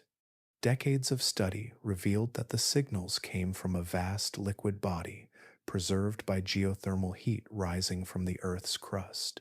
Despite the crushing weight of ice above, the water has not frozen entirely. Instead, it remains liquid, warmed from below, held in place by the very pressure of its icy lid. The thought of what could be living there has stirred imagination for decades. In 2012, after years of drilling through the ice, researchers finally reached its edge. Water samples drawn from the borehole carried hints of microbial life, fragments of DNA suggesting bacteria, fungi, and perhaps even more complex organisms. These findings, though still debated, hint at a terrifying possibility. Creatures in Lake Vostok may have been evolving in total isolation for more than 15 million years, cut off from the rest of Earth's ecosystems. In such a closed world, life might follow rules unfamiliar to us. Some organisms could have adapted to total darkness, feeding not on sunlight, but on minerals and chemical reactions deep within the water. Others might use energy from the Earth itself, harnessing heat from geothermal vents hidden beneath the lake. With no predators from the outside and no competition from surface life, entire species could have risen and vanished in this hidden sea without ever leaving a trace in the fossil record. The unsettling part is not just what might exist there, but how little we know. The samples drawn from Lake Vostok were few, contaminated by the drilling process, and studied under conditions that could not replicate the true environment. Scientists cannot yet say with certainty what forms of life wait in that abyss. Some argue that only microbes could survive in such extremes, but others suggest that larger, stranger organisms might exist, feeding in ways we have not yet imagined. To peer into Lake Vostok is like looking into a mirror of other worlds. Planets and moons in our solar system, such as Europa and Enceladus, are thought to hold oceans sealed beneath ice, warmed by forces deep below. If life thrives in Vostok, it suggests that similar life could exist elsewhere, hidden in alien seas under frozen shells. The lake is not only a mystery of Earth, but a window into cosmic possibility. There is also unease in the thought of opening it further. If creatures have been sealed there for millions of years, They have evolved without contact with the outside world. Introducing them to us, or us to them, could have unpredictable consequences. A microbe from Vostok might be harmless, or it might be something our immune systems have never encountered. Just as unsettling is the possibility of destroying the fragile ecosystem within, flooding it with contaminants from the surface. For now, the lake remains mostly untouched, its waters sealed back beneath the ice after the first drills broke through. Instruments listen, satellites measure, but the truth of what waits in the depths of Lake Vostok is still unknown. It is a reminder that even here, on our own planet, entire worlds remain hidden, locked away by time, pressure, and silence. Far beneath the waves, where sunlight has never reached, there are stories of lights that do not drift or flicker, but remain set into the seafloor itself. Divers who return with such accounts often describe them in hushed tones, as though unsure whether the memory was real or imagined. Yet the stories repeat with unnerving similarity. Glowing points arranged with an order that feels deliberate, spread across the sediments of the deep. Imagine the descent into abyssal blackness, a world so still that even time seems suspended. The beams of artificial lamps cut through the darkness, only to reveal a scattering of lights already there, faint but undeniable, glowing from the floor itself. Some divers have reported lines of orbs stretching into the distance like a runway. Others describe clusters arranged in rings or grids, patterns that suggest intention rather than accident. It is not the chaotic sparkle of drifting plankton or the pulsing body of a jellyfish.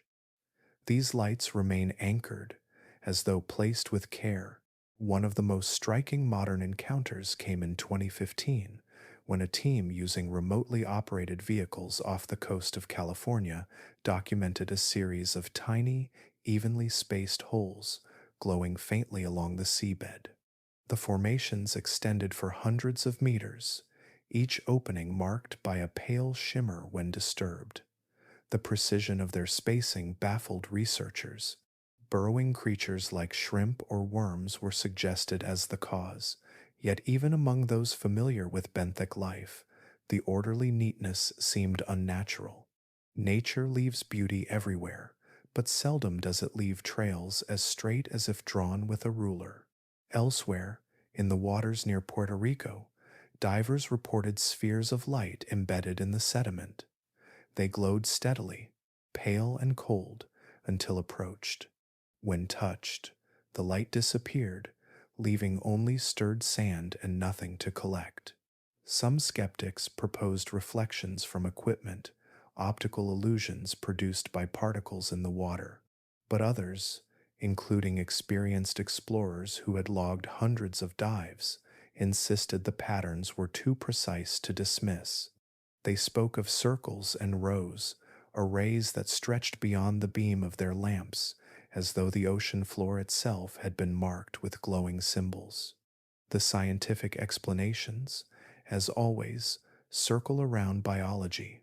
Colonies of luminous microbes could, in theory, cluster in ways that mimic order. Some undiscovered burrowing animal might disturb sediments in lines or spirals, leaving faint glows in its wake. The deep sea, after all, has revealed creatures as strange as transparent snailfish and blind amphipods that thrive under crushing pressure. Why not something stranger still? And yet, these explanations struggle with the details. Why do the lights appear in geometric patterns? Why do they persist in silence, undisturbed, until divers approach? This is where the unease sharpens. Lights in rows, lights in circles, lights forming paths across the seabed. These are shapes the human mind associates with signals, not random swirls of biology, but messages. The thought is difficult to entertain, yet impossible to entirely dismiss. Could something beneath the sediment be arranging these points of light? And if so, To whom are they meant to be seen? The abyss is no stranger to mystery. Hydrothermal vents build chimneys that breathe fire into the water.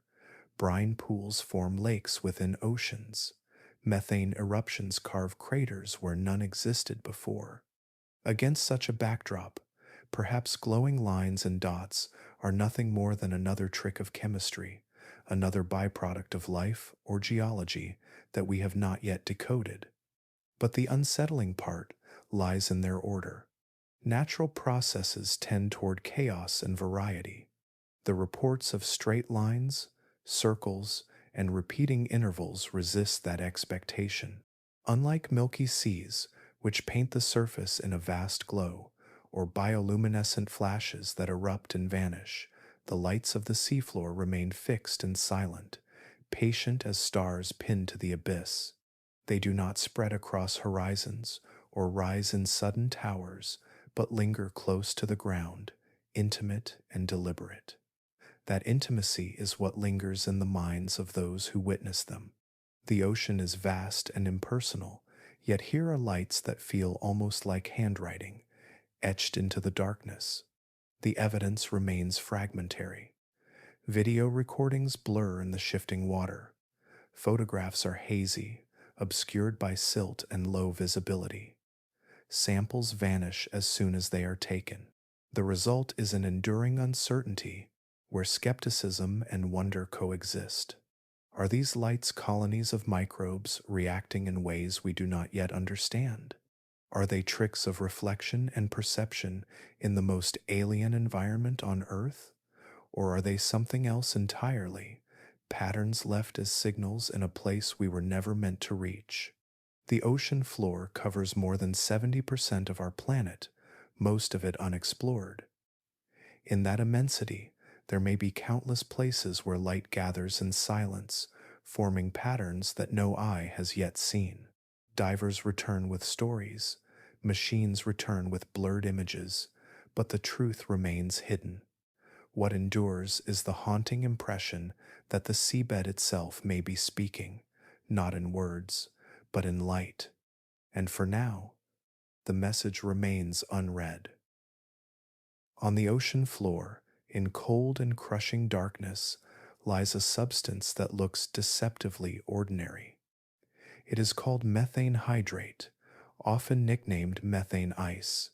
At a glance, it resembles packed snow, a pale crystalline frost clinging to sediments and ridges.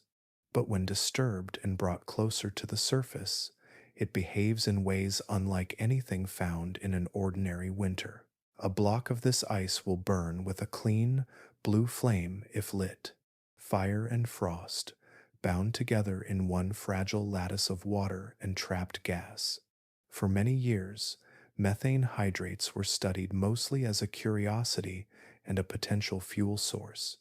Their strange chemistry, more industrial than biological, that changed when scientists discovered that within these frozen cages, tiny organisms were not only sealed away but alive. To find life inside a block of ice is not in itself surprising. What unsettled researchers was that these organisms were not dormant or fossilized. They were active, persisting in conditions that seemed too hostile for survival. The hydrates form under immense pressure in places where temperatures hover just above freezing and oxygen is scarce. Methane gas seeps upward from the Earth's crust, meeting cold water that crystallizes around it, locking it into a cage of ice. The result is a brittle solid that should, by all expectation, suffocate and freeze anything trapped within. Yet when samples were carefully lifted from the seafloor and examined under microscopes, scientists watched microorganisms stir, sluggish but unmistakably alive.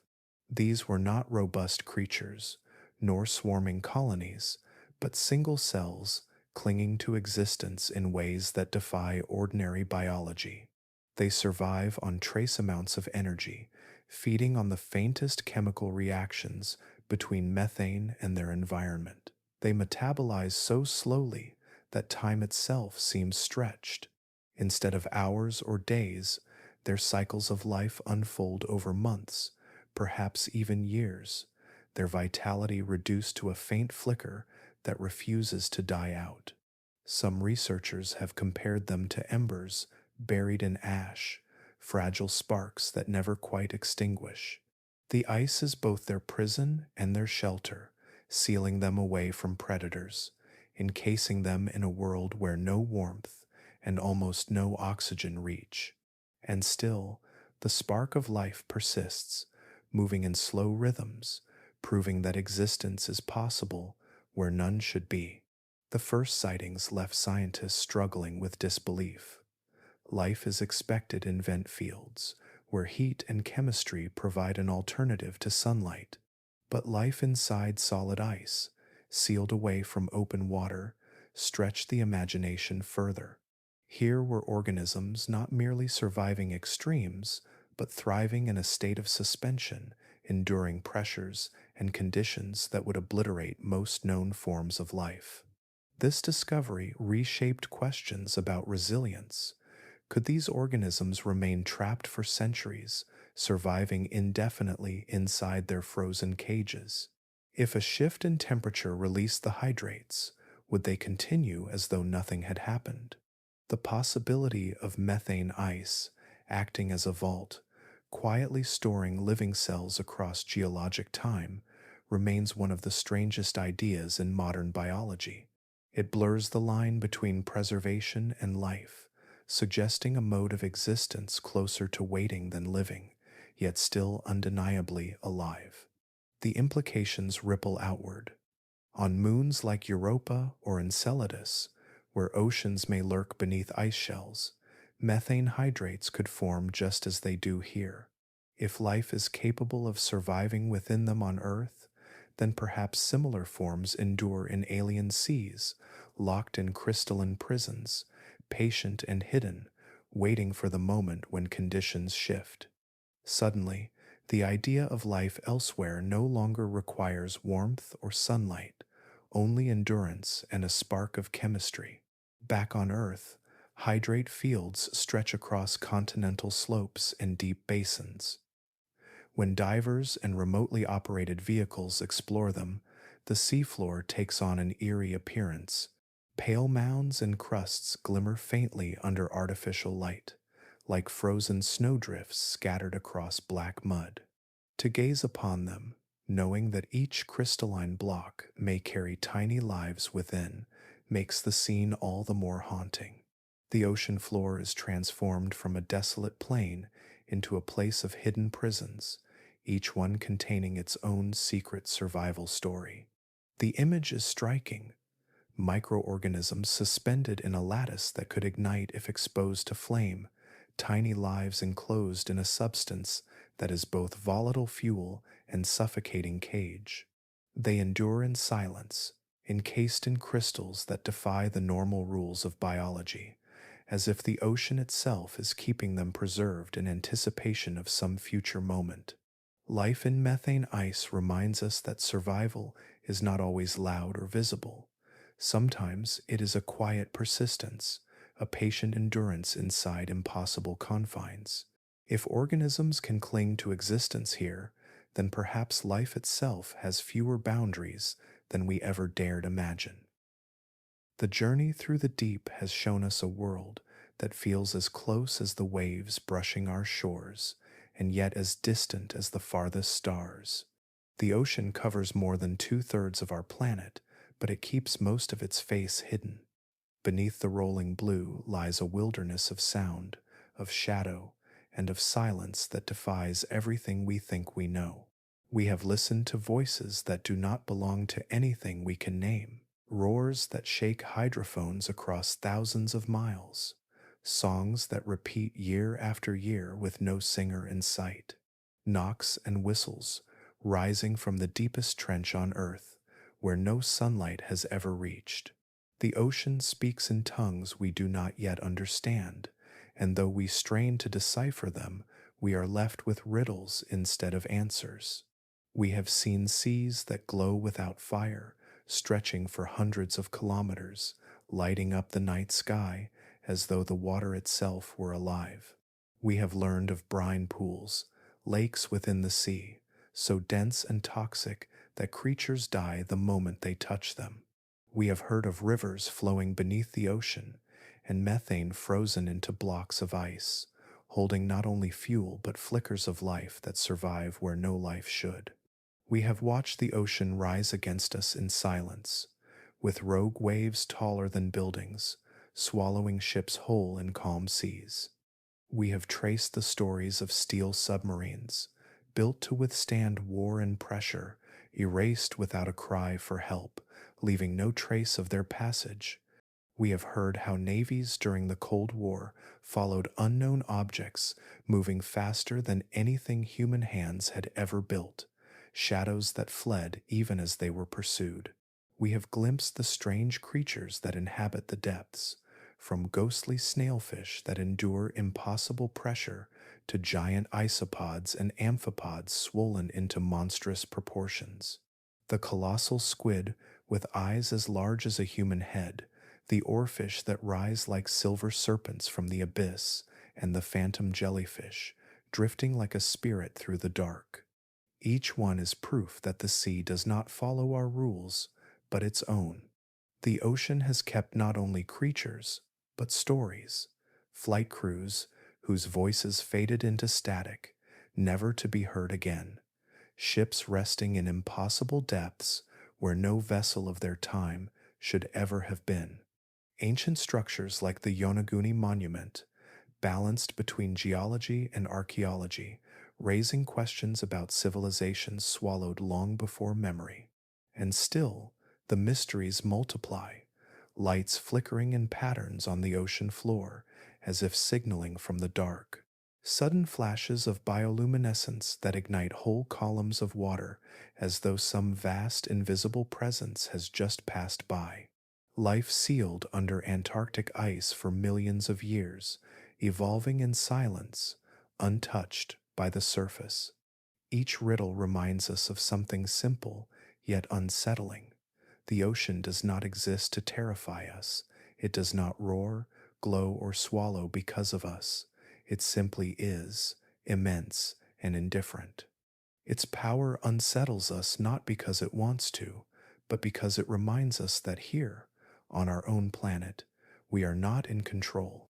The sea decides what it hides and what it reveals, and most of its secrets will likely remain beyond our reach. Perhaps that is why it holds such a grip on the imagination. It is cradle and grave, beginning and end, silence and thunder, darkness and fire. To drift through its mysteries is to feel the vastness of a world that will never be fully known, no matter how many satellites circle above or how many probes descend into the black. Which of these mysteries unsettled you the most? Was it the sounds without singers, the ships that vanish, the monsters that rise from the dark, or the seas that seem to glow with a light of their own? Share your thoughts, and together we can drift into tomorrow's wonders. The abyss remains, deep and waiting, and perhaps it is better that way.